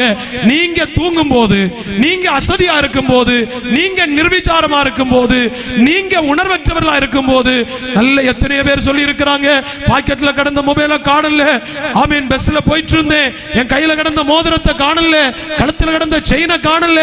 ஏன் இது சம்பவித்தது? யார் எடுத்தார்கள்? அப்போ கர்த்தருடைய வருகை ஒன்றாவது முதல் கட்டத்தில் எப்படி இருக்கும் என்று கேட்டால், இப்ப நாம் எல்லாரும் இங்க இருக்கும் போது பாருங்கள், ஒரிஜினல் விலையேறப்பட்ட சுத்த ரத்தத்தால் கழுவப்பட்ட நல்ல பொக்கிஷங்களா இருக்கிறவர்கள், பக்கத்து சேர்ல இருக்கிறவங்க அறியாதபடிக்கு வருகை வரும். பிரைஸ் தி லார்ட், அல்லேலூயா, ஆமென். நல்ல கவனிக்கணும். பக்கத்து சேர்ல இருக்கிறவங்களை நம்ம பார்க்க நினைப்போம், ஆமென், யூரின் போயிருப்பாங்க, ஆமென். 5 நிமிஷம் கழிஞ்சு காணாது, ஆமென், வருவாங்க. பார்த்தா இடது பக்கத்தில் இருக்கிறவங்களையும் காணாது. சரி, நம்ம கொஞ்சம் கண்ணு லைட்டா தூங்குச்சு, அதனால் அவர்கள் வெளியே தண்ணி குடிக்க போயிருப்பாங்க. ஏன்னா இந்த காலத்தை உணர்வற்ற காலம், ஆமீன், உணர்வில்லா காலம், அஜாக்கிரதையின் காலம், நிர்விசாரத்தின் காலம், எச்சரிப்பில்லாத காலம், வருகை குறித்த சிந்தனை இல்லாத காலம். அதனாலேக்கும் தெள்ள தெளிவாய் சொல்லி தருகின்றோம், இயேசு கிறிஸ்துவினுடைய வருகை இனி ஒரு காலத்துக்கு தள்ளப்படுமா என்று எங்களுக்கு தெரியாது. ஆயினும் பின்ன நம்முடைய ஜெபங்கள் ஒருவேளை காலத்தை கூட்டலாம். அல்லேலூயா. அதனால் தெய்வ மக்களே, இதோ சபையை பார்த்து சொன்னார், திருடனை போல நான் வருவேன், வரும் வேளை நீ அறியாதிருப்பாய். அப்ப யாரும் தெரியாமல் வருகின்ற ஒரு வருகைக்கு பேராக்கும் ரகசிய வருகை என்று சொல்லுகிறது. அதை கண்டனம் பண்ணுறது, அதை இழிவாய் பேசக்கூடாது, அதை புறக்கணிக்கிறது, அதை இனி உதாசீனப்படுத்துறது. இனி அதுல சந்தேகம் இருக்கிறபடினால் நிறைய பேர் பிரசங்கம் பண்ணாமல் இருக்கிறார்கள். தயவு செய்து இந்த ராத்திரி வேளையில சொல்லி தருகின்றோம், சங்கூச்சத்தோடு பிரசங்கம் பண்ணுங்கள். மின்னல் போல இயேசு மத்திய ஆகாயத்தில் வருவார். சங்கூச்சத்தோடு பிரசங்கம் பண்ணுங்கள். காத்திருக்கிறவர்கள் மத்திய ஆகாயத்தில் பறந்து போவார்கள். சங்கூச்சத்தோடு பிரசங்கம் பண்ணுங்கள். சபையினுடைய நிறைவாகும் போது சபை எடுக்கப்படும். பிரஜாதிகளுடைய நிறைவாகும் வரைக்கும் இஸ்ரவேலிலே ஒரு பங்குக்கு கடின இருதயம் உண்டாகும். சங்கூச்சத்தோடு பிரசங்கம் பண்ணணும். உலகத்தில் அல்ல, மத்திய ஆகாயத்தில் எடுத்துக் கொள்ளப்படுவோம். அல்லேலூயா. அப்போ எப்படி இருக்கும் உம்முடைய வருகை? இயேசு கிறிஸ்துவே, உம்முடைய வருகைக்கு அடையாளம் என்ன? ஆண்டவர் சொன்னார், என்னுடைய வருகை மின்னல் போல இருக்கும். என்னுடைய வருகை பிணம் எங்கேயோ அங்கே கழுகுகள் வந்து கூடுகிறது போல இருக்கும். என்னுடைய வருகை இஸ்ரவேலர்கள் பூமியில் இருக்கும் போதுதானே, அவர்கள் இங்கே இருக்கும் போதுதானே புறஜாதிகளை நிறைத்து அவர்களை நான் சேர்த்துக் கொள்ளுவேன். என்னுடைய வருகை மத்திய ஆகாயத்தில் வருவேன். அப்பொழுது என்னுடைய பிள்ளைகள் மத்திய ஆகாயத்தில் மேகத்தின் மீது என்னோடு கூட எடுத்துக் கொள்ளப்படுவார். நான் திருடனை போல வருவேன், நல்ல பொக்கிஷங்களை புறக்கி கொண்டு போவேன். கண்ணை திறந்து பார்க்கும்போது பீரோ திறந்து கிடக்கும், கண்ணை திறந்து பார்க்கும்போது கதவு திறந்து கிடக்கும், கண்ணை திறந்து பார்க்கும்போது பீரோவில் இருந்த பணத்தை காணாது, கண்ணை திறந்து பார்க்கும்போது காலையில வந்து பேங்க்ல பார்க்கும்போது லாக்கர் உடைக்கப்பட்டு கிடக்கும். எத்தனை பேருக்கு இந்த அவல நிலை வருகிறதோ, எனக்கும் உங்களுக்கும் வரக்கூடாது என்பதற்காகவும் இந்த ராத்திரி வேளையிலே யாருக்கும் பிடிக்காட்டியும் இந்த சத்தியத்தை உறக்க நாங்கள் சொல்லி தந்து கொண்டிருக்கிறோம். நேரம் விடிந்ததுக்கு பிறகு கதவு திறந்து கிடக்கிறது. அம்மாவை காணல, அப்பாவை காணல, அண்ணனை காணல, கூட்டம் நடக்கல, அதிகாலை ஜெபம் கேட்கல, என்ன ஆகிறதோ என்று அங்கலாய்த்து பிரயோஜனம் அல்ல. அதுக்கு முன்பதாக இயேசுவை சந்திக்க ஆயத்தப்படணும். இயேசு வரப்போகிறார். மாரானாதா, கர்த்தர் சீக்கிரமாய் வரப்போகிறார். ஹல்லேலூயா. இயேசு கிறிஸ்துவினுடைய வருகையினுடைய அந்த முதலாம் கட்டம் 7 ஆண்டுகள் நீடிக்கும். அதாவது இங்கிருந்து ஒரு மனிதன் திருவனந்தபுரம் ஏர்போர்ட்டில் ஏறி துபாய் பட்டணத்தில் இறங்குவதற்கு 4 மணிக்கூர் நேரம் பிடிக்கிறது போல, அல்லது அமெரிக்கா, கனடா போன்ற நாடுகளுக்கு சில நீண்ட மணிக்கூறுகள், கிட்டத்தட்ட 20 முதற்கொண்டு 24 மணிக்கூறுகள் நீண்ட நேரம் பிடிக்கிறது போல 7 ஆண்டு காலங்கள் இந்த சபை மத்திய ஆகாயத்தில் இருக்கும். 7 ஆண்டு காலங்கள் தாண்டி ஆமென், இந்த சபை பூமிக்கு திரும்ப வரும். யூதாவினுடைய புத்தகம் 14, சகரியாவினுடைய புத்தகம் 12:4, வெளிப்படுத்தின விசேஷத்தினுடைய புத்தகம் அதனுடைய 19ஆம் அதிகாரத்தினுடைய ஆமென் கடைசி பகுதிகளில் வரும்போது ஆமென் 2ஆம் வருகையினுடைய 2ஆம் கட்டத்தை வேதம் மிகவும் மிகவும் தெள்ள தெளிவாய் சொல்லுகிறது. வெளிப்படுத்தின விசேஷத்தினுடைய புத்தகம் 1ஆம் அதிகாரம் அதனுடைய 7வது வசனத்தை சீக்கிரமாக படிக்கலாம். வெளிப்படுத்தல் 1:7. இதோ மேகங்கள் உடனே வருகின்றார், கண்கள் யாவும் அவரை காணும், அவரை குத்தினவர்கள் அவரை காண்பார்கள். வரலிலே சொல்லும். அல்லேலூயா. பாருங்கள், மின்னல் போல மேல அடிக்கிற ஒரு நிகழ்வு. ஆமென். மரித்த இயேசு இன்றைக்கு அங்க மத்திய ஆகாயத்தில் பிதாவின் வலது பார்சத்தில் நிற்கும் போது பிணம் எங்கேயோ அங்கே கழுகுகள் வந்து கூடும் என்று சொல்கிறது போல காத்திருக்கிற சபை சட்டை அடித்து உயர பறக்கிறது போல ஒரு நிகழ்வு. அதுபோல இஸ்ரவேலர்கள் இந்த பூமியில் இருக்கும் போது புறஜாதி என்று அறியப்படுகிற நாமும், கோத்திர பிதாக்கள் என்று அறியப்படுகிற அவர்களும், கோத்திர பிதாக்கள் என்று அறியப்படாத நாமும் இங்கே இருக்கும் போது நம்முடைய நிறைவுண்டாகி நாம் எடுக்கப்படுகின்ற ஒரு நிகழ்வு. கர்த்ததாமே ஆரவாரத்தோடும் பிரதான தூதனுடைய சத்தத்தோடும் தேவய காலத்தோடு வானத்திலிருந்து இறங்கி வருவான் என்று சொல்லப்படுகிறது போல மத்திய ஆகாயத்திலே சத்தம் கேட்டு நாம் இங்கே மேகத்தின் மேல் எடுத்துக் கொள்ளப்படுகிற ஒரு நிகழ்வு.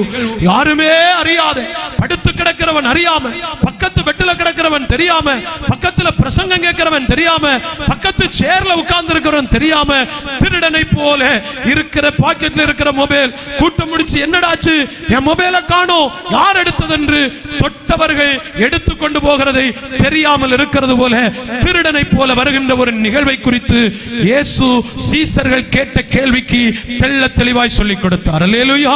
இது நடந்து முடிந்த உடனே ஆண்டவர் ஆமென் ஸ்தோத்திரம் அடுத்ததாக நமக்கு சொல்லி தந்த பகுதியை பாருங்கள். ஆமென் 29வது வசனம், மத்தேயு 24:29. அந்த நாட்களிலே உபத்திரவம், பாத்தீங்களா? உபத்திரவத்துக்கு துவக்கமும் உண்டு, உபத்திரவத்துக்கு முடிவும் உண்டு. எனவே மின்னல் அடிப்பதற்கு முன்பதல்ல உபத்திரவம், கழுகு கூட்டங்கள் பறப்பதற்கு முன்னல்ல உபத்திரவம். மின்னல் பிரகாசித்து கழுகு கூட்டங்கள் கர்த்தருக்கு காத்திருக்கிற கழுகுகளை போல பறக்கிற கூட்டங்கள் எடுக்கப்பட்ட பிறகு உபத்திரவம் என்று எழுதப்பட்டிருக்கிறது. உபத்திரவம் முடியும். உபத்திரவம் முடிந்ததுக்கு பிறகு ஆமென் 30வது வசனம் சொல்லப்படுகிறது, அப்பொழுது மனுஷகுமாரனுடைய அடையாளம் எங்கே வெளிப்படும்? வானத்தில் வெளிப்படும். அதை பூமியின் கோத்திரத்தார் பார்ப்பார்கள். அதை இப்பொழுதும் படித்து கேட்டது சோத்திரம் வெளிப்படுத்தல படித்தோம் அல்லவா? 1:7 மேகங்கள் உடனே வருகிறார். மின்னல் போலல்ல, மேகங்களுடனே வருகிறார். கழுகுகளை எடுத்தது போலல்ல, எடுக்கப்பட்டவர்களோடு வருகிறார். புறஜாதிகளுடைய நிறைவல்ல, நிறைவு சேர்க்கப்பட்டவர்களோடு வருகிறார். ஆமென் ஸ்தோத்திரம். மேகங்கள் மேல் எடுக்கப்பட்டவர்கள் மேகங்களுடனே வருகிறார். திருடனை போல பொக்கிஷத்தை எடுத்துக் கொள்ளப்பட்ட இந்த பொக்கிஷங்களோடு வருகிறார். அதை யூதா தெள்ள தெளிவாய் சொல்லுகிறார். யூதாவினுடைய புத்தகம் 14வது வசனத்தை படிக்கும் போது ஆதாமுக்கு 7ஆம் தலைமுறையான ஏனோக்கும் இவைகளை குறித்து இதோ எல்லாருக்கும் நியாய தீர்ப்பு கொடுக்கிறதற்கும் அவர்களில் அவபக்தி உள்ளவர்கள் அவரும் அவபக்தியாய் செய்து வந்த ஆமென் சகல விதமான அவபக்தி நிமித்தமும் தமக்கு விரோதமாய் அவபக்தி உள்ள பாவிகள் யாவரும் பேசின கடின வார்த்தைகள் எல்லாவற்றின் நிமித்தமாய் அவர்களை கண்டிப்பதற்கும் ஆயிரமான பரிசுத்தவான்கள் அடிக்கோடு போடணும். ஆயிரமான பரிசுத்தவான்கள் அடிக்கோடு போடணும். ஆயிரமான பரிசுத்தவான்கள் அடிக்கோடு போடணும். இயேசு கிறிஸ்து வரும்போது ஆயிரமான பரிசுத்தவான்களோடு கூட இயேசு உலகத்துக்கு வருவாராம். அப்படியானால் ஒரு கேள்வி கேளுங்கள், யாரையா இந்த பரிசுத்தவான்கள்? யார் இந்த பரிசுத்தவான்கள்? அதுதான் சொன்னோம். இந்த பரிசுத்தவான்கள் மின்னல் அடித்த போது சேர்க்கப்பட்டவர்கள். யார் இந்த பரிசுத்தவான்கள்? பிணம் என்று சொல்லப்பட்ட, அதாவது எனக்காக உங்களுக்காக மரித்த இயேசு இருக்கிற இடத்தில் கழுகென்று அறியப்படுகிற காத்திருந்த சபையாய் எடுக்கப்பட்டவர்கள். யார் இந்த பரிசுத்தவான்கள்? அது புறஜாதியருடைய நிறைவு. யார் இந்த பரிசுத்தவான்கள்? எக்கால சத்தம் கேட்டு மத்திய ஆகாயத்தில் எடுக்கப்பட்டவர்கள். யார் இந்த பரிசுத்தவான்கள் தெரியுமா? திருடனை போல மத்திய ஆகாயத்தில் வந்து சேர்த்த பொக்கிஷமாக சம்பத்தாக எடுக்கப்பட்டவர்கள் இயேசுவோடு கூட இறங்கி வருவார்கள். அப்பொழுது சிலர் பார்ப்பார்கள், யாக்கோபு வம்சம் பார்க்கும், தாவீது வம்சம் பார்க்கும், சீமேய் வம்சம் பார்க்கும். ஒவ்வொருத்தரும் தனித்தனியாக புலம்புவார்கள். தனித்தனியாக கைகளில் இருக்கிற வடுக்களை கண்டு குத்தினவர்களை நோக்கி பார்ப்பார்கள். நாம் குத்தவும் அல்ல, நம்ம நோக்கி பார்க்கவும் முடியாது. குத்தினவர்கள் அவர்கள் பார்ப்பார்கள். நம்ம குத்தினதை விசுவாசிக்கிறவர்கள் விசுவாச கண்ணால் அவரை பார்க்க போகிறோம். அதனால உபதேசத்தை குழப்பறது நீங்க குழம்பியும் இருக்க கூடாது. சோதரர் அல்லேலூயா. சபை காத்திருந்தால் மத்திய ஆகாயத்தில் எடுக்கப்படும். சபை காத்திருந்தால் மேகங்கள் மீது எடுக்கப்படும். சபை காத்திருந்தால் திருடனை போல வரும்போது இயேசுவினுடைய வருகைக்கு போகலாம். அல்லேலூயா. கேட்ட கேள்விக்கு தெள்ள தெளிவாய் இயேசு பதில் சொன்னார். என்னுடைய வருகையில் 2 கட்டம் உண்டு. அது 2ஆம் வருகை என்றும் சொல்லலாம். நான் வெளிப்படையாய் உங்களை சேர்த்ததுக்கு பிறகு பூமிக்கு வருகிறதை 3ஆம் வருகை என்று சொல்லலாம். இல்லாவிட்டால் இயேசு கிறிஸ்துவினுடைய வருகையினுடைய 2ஆம் கட்டம் என்று சொல்லலாம். நியாயமாய் அடுத்த ஒரு கேள்வி வைத்தார்கள். அப்படியானால் உலகம் எப்பொழுது முடியும்? உலகத்துக்கு முடிவென்ன? ஆமென். சோத்திரப்படி கேட்டார்கள். மத்தேயு சுவிசேஷம் 24 அதனுடைய 3வது வசனம் அல்லவா நம்முடைய இந்த கன்வென்ஷனுடைய ஆதார வசனம். ஆண்டவரே இயேசு கிறிஸ்துவே, உம்முடைய வருகைக்கும் உலகத்தின் முடிவுக்கும் அடையாளம் என்ன? இந்த ராத்திரி வேளையிலே நம்முடைய ஊழியர்கள் எல்லாம் அவர்களுக்கு கிடைத்த வெளிச்சத்தின்படி சொல்லி தந்தார்கள். எங்களுக்கு கிடைத்த வெளிச்சத்தை உங்களுக்கு இன்றைக்கு பிரகாசிக்கின்றோம். கேட்ட கேள்விக்கு விடையை சொன்னோம். வருகை எப்படி இருக்கும், எப்படி இருக்கும், எப்படி நம்ம ஆயத்தமாகணும்? மின்னல் போல ரிப்பீட்டேஷன் பண்ணுகிறது, வேற வசனம் இல்லாதல்ல, நீங்க புரிவதற்காக அப்படி சொல்லி முடித்ததும் கேட்டார்கள். அப்படியானால் உலகத்துக்கு முடிவென்ன? கிட்டத்தட்ட ஆமென் சோத்திரம் ரத்தின சுருக்கமா பார்த்தார். 12-13 காரியம் சொன்னார்.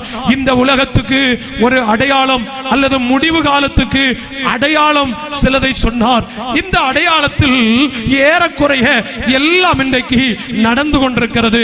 அதனால் தெய்வ மக்களே, இந்த உலகத்துக்கே முடிவுண்டாக்கக்கூடிய கடைசி காலத்தில் நானும் நீங்களும் வைக்கப்பட்டிருக்கிறபடினால் பூமியின் கோத்திரத்தாரை மீட்க இஸ்ரவேல் வம்சத்தாரை தேவன் எந்த ஒலிவமலையிலிருந்து புறப்பட்டு போய் அதே ஒலிவமலையில் வந்து அவர்களை சேர்க்கிறதற்கு வருவதற்கு முன்பதாக நம்ம பறக்கிறதற்கு இந்த அடையாளங்களை கொஞ்சம் நம்ம ஆராய்கிறது நம்ம நல்லது. அல்லேலூயா. சமயமில்ல. அடையாளம் 1 மத்தேயு சுவிசேஷம் 24:4 சொல்லப்பட்டிருக்கிறது, வஞ்சிக்கப்படாதிருங்கள்.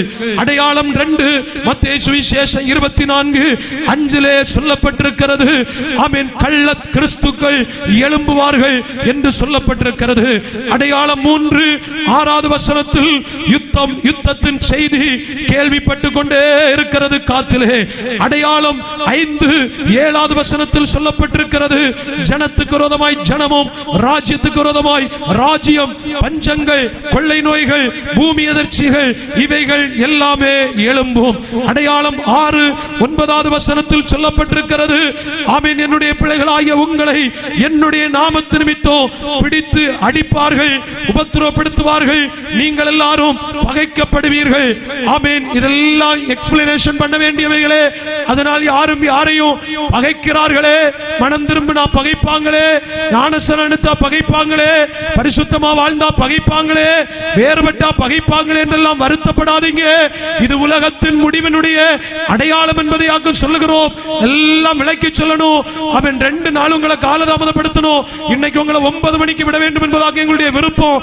2 நிமிஷம் கூடிட்டு மன்னித்துக் கொள்ளுங்கள், சீக்கிரம் முடிப்போம். அடையாளம் 7 ஆமென் 10வது வசனத்திலே அநேகர் ஆமென் இடரடைந்து போவார்கள் என்பது ஆமென் ஒரு அடையாளம். அடையாளம் ஸ்தோத்திரம் 8-11வது வசனத்தில் கள்ள தீர்க்கதரிசிகள் எழும்புவார்கள். அடையாளம் 9 அக்கிரமம் பெருகும், ஒருவரை ஒருவர் நேசிக்கிறதற்கு மறுப்பார்கள், மறைப்பார்கள். புருஷன் மனைவியை நேசிக்க மாட்டான், மனைவி புருஷனிடத்தில் சரியாய் அன்பு கூற மாட்டான். ஆமென். சக கூட்டாளிகள் ஒருவரை ஒருவர் அன்பு கூற மாட்டார்கள், பகைப்பார்கள். இன்றைக்கும் அருமை சகோதரர்கள், ஊழியர்கள் ஒரு நல்ல காரியங்களை, நல்ல காரியம் அல்ல, கெட்ட காரியங்களை காட்டி தந்தார்கள். சொல்ல முடியாது. ஆமென். நாட்டில் நடக்கிற காரியங்கள் இதெல்லாம் பிள்ளைகளுக்கு விரோதமாய், பெற்றோர்களுக்கு விரோதமாய் பகைக்கிற காரியங்கள் என்று வேதம் சொல்லுகிறது. அக்கிரமத்தின் மிகுதியினால் அன்பு தணிந்து போகும். அடையாளம் 10 ஆமென் சோத்திரம் ஆமென் சொல்லப்பட்டிருக்கிறது. இன்னைக்கு மாரப்பாடியில கன்வென்ஷன் நடக்குதுன்னா இது உலகத்தின் முடிவுக்கு அடையாளம். ஏனென்றால் சுவிசேஷம் அதிக தீவிரத்தோடு பிரசங்கிக்கப்படுகிறது. கொஞ்சம் கண்ணோக்கி பார்க்கணும். இங்க இன்னைக்கு நாங்க இப்ப இந்த ராத்திரி வேளையிலே பிரசங்கம் பண்ணி கொண்டிருக்கும் போது பக்கத்திலே சுற்றி சுற்றி திரளான சபைகளிலே பிரசங்கம் நடக்கிறது. அருமையான இந்த ஹோலி லேண்ட் ஆமென் டிவி சேனல் இடத்துல நீங்க கேட்டா போதும், பிரதர் இன்னைக்கு எத்தனை கன்வென்ஷனை நீங்க லைவ் பண்றீங்கன்னு கேட்டா அவங்க குறைந்தபட்சம் 4-5 கன்வென்ஷனை லைவ் பண்ணுவாங்க.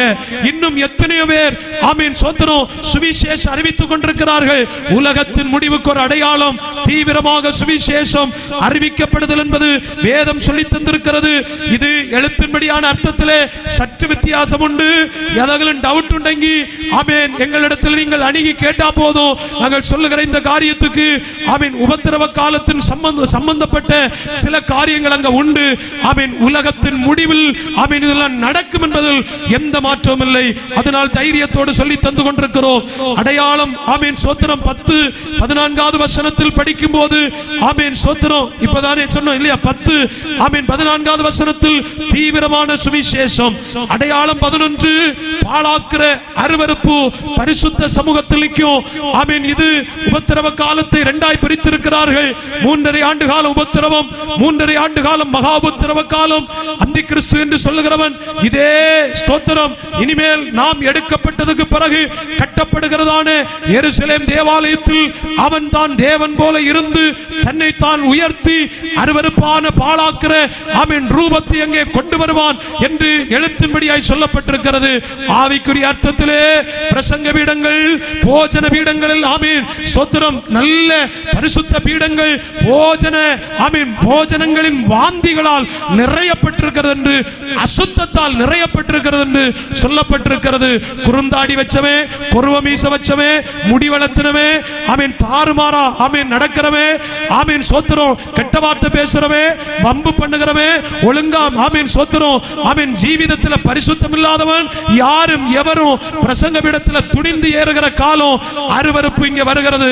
அப்படி என்பது அடையாளம். இங்க நிக்க வேண்டியவங்க இங்க நிக்கணும், இங்க நிக்க வேண்டியவங்க இங்க நிக்கணும், இங்க இருக்க வேண்டியவங்க இங்க இருக்கணும், அங்க இருக்க வேண்டியவங்க அங்க இருக்கணும். இதெல்லாம் முறகடும் போது நினைக்கணும் இயேசுனுடைய வருகை சமீபம். அருவருப்பு பிரசங்க பீடத்தில் வரும்போதே ஆமீன் எல்லாரும் எழுதி வைத்துக் கொள்ளுங்கள், நியாயாதிபதி வாசல்லே வந்து விட்டார். அல்லேலூயா. அதனால தீ பற்ற வச்சு பார்க்கறாங்க, புகை போட்டு வச்சு பார்க்கறாங்க, ஆமீன் சோத்திரம் கொரவ ஊதி பார்க்கறாங்க. என்னத்தை எல்லாமோ இந்த பரிசுத்த பிரசங்க பீடத்தில் 2 ஆமீன் சோத்திரம் ஒரு 10-15 வருஷத்துக்கு முன்பதாக இந்த பிரசங்க பீடத்தில் இருந்து அங்கோட்டும் இங்கோட்டும் ஓடினாலே பைத்தியம் பிடிச்சிருக்குன்னு சொல்லுகிற பரிசுத்தவான்கள் இருந்தார்கள். அதனால சோத்திரம் ஒழுங்கா பிரசங்க பீடத்தில் நின்று பிரசங்கம் பண்ண தெரியாதவன கூட நமக்கு முன்ன வாழ்ந்த பரிசுத்தவான்கள் ஊழியக்காரர்கள் அல்ல என்று சொல்லுவார்கள். இன்னைக்கு ஓட்டம் கூடுது, எங்களை உட்படுத்தி தான் சொல்லுகிறோம். பிரசங்க பீடத்திலிருந்து அமைதியாக பிரசங்கம் பண்ணணும். மகா பரிசுத்த ஸ்தலம் ஆமீன் பரிசுத்தமான ஆமீன் அடையாளத்துக்குரியது என்பதை ஒரிக்கலும் மறக்கிறது. பலி செலுத்துகிறதும் வெட்டுகிறதும் குத்துகிறதும் எல்லாம் பிராகாரத்தினுடைய சத்தம். எப்ப பலி செலுத்தி கொண்டு ஆமீன் பிராகாரத்தை தாண்டி பரிசுத்த ஸ்தலத்தை தாண்டி மகா பரிசுத்த ஸ்தலத்தில் நுழைஞ்சமோ அங்க மகா பரிசுத்த திரைச்சீலைக்குள்ள ஏறினதிலிருந்து பயமும் பக்தியும் நடுக்கமும் இது மட்டுமாக உண்டு. பின்ன இங்க பேச்சும் களிப்பும் கொண்டாட்டமும் ஆர்ப்பாட்டமும் ஆடம்பரமும் இதெல்லாம் வரும்போது எங்கேயும் சைடுல எழுதி வைத்துக் கொள்ளுங்கள், ஆமீன் உலகத்துக்கு முடிவு சம்பவித்து விட்டது. அல்லேலூயா. அதனால் தயவு செய்து ஆமீன் அடையாளங்களை எழுதி வைத்துக் கொள்ளுங்கள். அடையாளம் ஆமீன் 12:21 வசனத்தில் சொல்லப்பட்டிருக்கிறது. ஏனெனில் உலகம் உண்டானது முதற்கொண்டு இதுவரையிலும் சம்பவித்திராததும் இனிமேலும் சம்பவியாததுமான பெரிய பயங்கரமான உபத்திரவ காலங்கள் வரப்போகிறது. எனவே இந்த ராத்திரி வேளையிலே எங்கள் செய்திக்கு முடிவு கொண்டு வருகிறோம். சீஷர்கள் வந்து நியாயமாய் ஆண்டவரிடத்தில் கேட்டார்கள், இயேசுவே உம்முடைய வருகை எப்படி இருக்கும்? உம்முடைய வருகைக்கும் உலகத்தின் முடிவுக்கும் அடையாளம் என்ன? ஆண்டவர் சில அடையாளங்களை சொல்லிக் கொடுத்தார். வருகை எப்படி இருக்கும் என்று சொல்லிக் கொடுத்தார். எனவே இந்த ராத்திரி வேளையிலே ஆயத்தமாகணும்னா எப்படி ஆயத்தமாகலாம் தெரியுமா? ஒன்று, வஞ்சனைக்கு தப்பணும். 2 நிமிஷத்தில் பிரசங்கமா பேசணும்னு நினைத்த பகுதியை முடித்து விடுகிறோம். இவ்வளவும் பேசினது முகவரை செய்தியாக உங்களுக்கு தர வேண்டும் என்று சொன்னது அடையாளத்தில் ஒன்று. அப்படியானால் மின்னல் போல இந்த அடையாளத்தை சொல்லிட்டாக்குன்னு சொன்னார். மின்னல் போல வரும், அதுக்கு பிறகு உபத்திரம் வரும், அதுக்கு பிறகு கண்காண நான் இறங்கி வருவேன். பூமியில் 1000 வருட அரசாட்சி அல்ல, நியாய தீர்ப்பு நடக்கும். இதெல்லாம் சமயம் வாய்த்தால் வருகின்ற நாட்களில் நியமனம் செய்யப்பட்டவர்கள் உங்களுக்கு சொல்லித் தருவார்கள். ஆமென். நியாயவிதி நடக்கும், 1000 வருட அரசாட்சி நடக்கும். 1000 வருஷம் ஆட்சி முடிந்து புதிய எருசலேமுக்குள்ள போய் வாழுவோம். புதிய எருசலேமுக்குள்ள போய் புதிய வானம் புதிய பூமி என்று போகும்போது இதோ காண்கின்ற வானங்களும் பூமியும் எல்லாமே தீக்கிரையாக அழிக்கப்பட்டு போகும் என்பது தெள்ளத் தெளிவாய் இந்த புத்தகத்தில் யாதொரு மாற்றம் இல்லாமல் நடக்க போகிறது. அப்படியானால் இந்த மின்னல் போல சம்பவிக்கின்ற இந்த 12 அடையாளத்துக்கும் ஒரு மனுஷன் தன்னை பத்திரப்படுத்துகிறதாகும். இந்த மின்னல் போல சந்திக்கின்ற வருகைக்கு ஆயத்தம் 1 மத்தேயு சுவிசேஷம் 24ஆம் அதிகாரம் ஒரு வசனத்தை மட்டும் படிக்கலாம். 4வது வசனம். இயேசு அவர்களுக்கு பிரதியுத்தரமாக, ப்ளீஸ் தயவு செய்து ஒருவனும் உங்களை வஞ்சியாதபடிக்கு பாருங்கள். ஆமென். தயவு செய்து சபையே, இந்த ராத்திரி வேளை வந்திருக்கிற எங்கள் அன்புக்குரிய கர்த்தருடைய மக்களே, முகம் அறிந்து அறியாமல் வந்திருக்கின்ற எங்கள் அருமை சகோதரர்களே, வஞ்சிக்கப்படாதிருங்கள். ரட்சிக்கப்பட்டவர்களோ படாதவர்களோ வஞ்சிக்கப்படாதிருங்கள். வஞ்சனை என்ன? ஆண்டவருக்கு சுத்தமானால் ஆமென் சோத்திரம், சமயம் வாய்த்தால் சொல்லித் தருவோம். சொல்லிவிடுகிறேன். வஞ்சனை 1 யாக்கோபு ஆமென் எபிரேயர் நிருப புத்தகம் 3:13 பரிசுத்தமற்ற ஜீவிதம். வஞ்சனை 2 யாக்கோபு 1:22 வசனத்தின்படி வாளாய்மை. வஞ்சனை 3 ஆமென் சோத்திரம், வஞ்சனை 3 2 பேதுருடைய புத்தகம் 2ஆம் அதிகாரம் 13வது வசனம் உல்லாசமான வாழ்வு. வஞ்சனை ஸ்தோத்திரம் ஆமென் 4 2 பேதுருடைய புத்தகம் 3ஆம் அதிகாரம் 17வது வசனம் பிடித்திருக்கிற ஆத்மீகத்தில் நின்று விழுந்து போகுதல். விசுவாச ஜீவிதம் அல்லது ஆமென் ஆத்மீக நிலையில் தவறி விழுதல் ஆமென் வஞ்சனைக்கு அடையாளம். வஞ்சனை 5 1 யோவான் நிருப புத்தகம் 4ஆம் அதிகாரம் 6வது வசனத்திலே வஞ்சனை என்று சொல்லப்படுகிறது.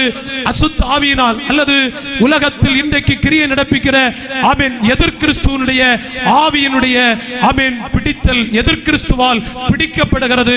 வஞ்சக ஆவியினால் பிடிக்கப்படுகிறது. காலமில்லை, சமயமில்லை, சொல்லித்தரணும்னு ஆசைதான். அதனால ஆமென் ரத்தின சுருக்கமாய் சொல்லித் தருகின்றோம். ப்ளீஸ், பரிசுத்தம் இல்லாமல் யாராக இங்கே இருக்கிறீர்களானால் வஞ்சிக்கப்பட்டிருக்கிறீர்கள் என்று அர்த்தம். 2 இந்த பரிசுத்த வேதாகமத்தை இத்தனை நாட்களும் நீங்கள் சுமந்தும் இதில் சொல்லப்பட்ட மனம் திரும்புதல், ஞானஸ்நானம், பரிசுத்த ஆவி அபிஷேகம், பரிசுத்தமான வாழ்க்கை, அப்பம் விற்குதல், அந்நியோன்யம், ஜபத்தில் உறுதியாய் தரித்திருந்து சபை கூடி வருதலை விட்டுவிடாமல் ஆராதிக்கின்ற ஆராதனை, வசனத்தில் சொல்லப்பட்ட வாழ்க்கையின்படி வாழ முடியாமல் இருக்கிறீர்களோ வஞ்சிக்கப்பட்டிருக்கிறீர்கள். வஞ்சனை 3 ஆண்டவர் வாழ்ந்தது லகு வாழ்க்கை. மனுஷகுமாரனுக்கோ தலை சாய்க்க இடமில்லை. ஆடம்பரம், அமர்க்களம், அடிச்சு பொழிச்சு ஜீவிக்கிற ஜீவிதம், பெரிய காரு, பெரிய வீடு, பெரிய பங்களா, பெரிய கட்டில், பெரிய மத்தை, பெரிய பாத்திரத்தில் மதுபானம், பெரிய ஆடம்பர வாழ்க்கை, உல்லாசமான ஜீவிதம் எங்கே இருக்கிறதோ வஞ்சிக்கப்பட்டிருக்கிறீர்கள்.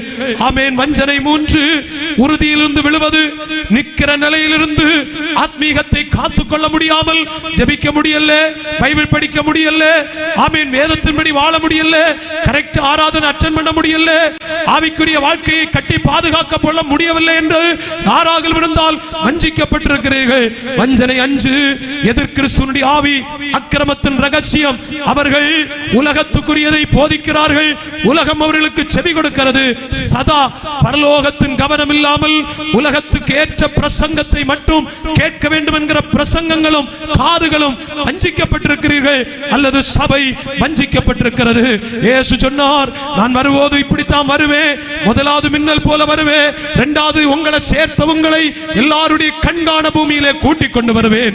கையெடுத்து கும்பிட்டு கேட்டார், வஞ்சிக்கப்படாதிருங்கள், வஞ்சிக்கப்படாதிருங்கள், வஞ்சிக்கப்படாதிருங்கள். கர்த்தர் உங்களை ஆசீர்வதிப்பாராக.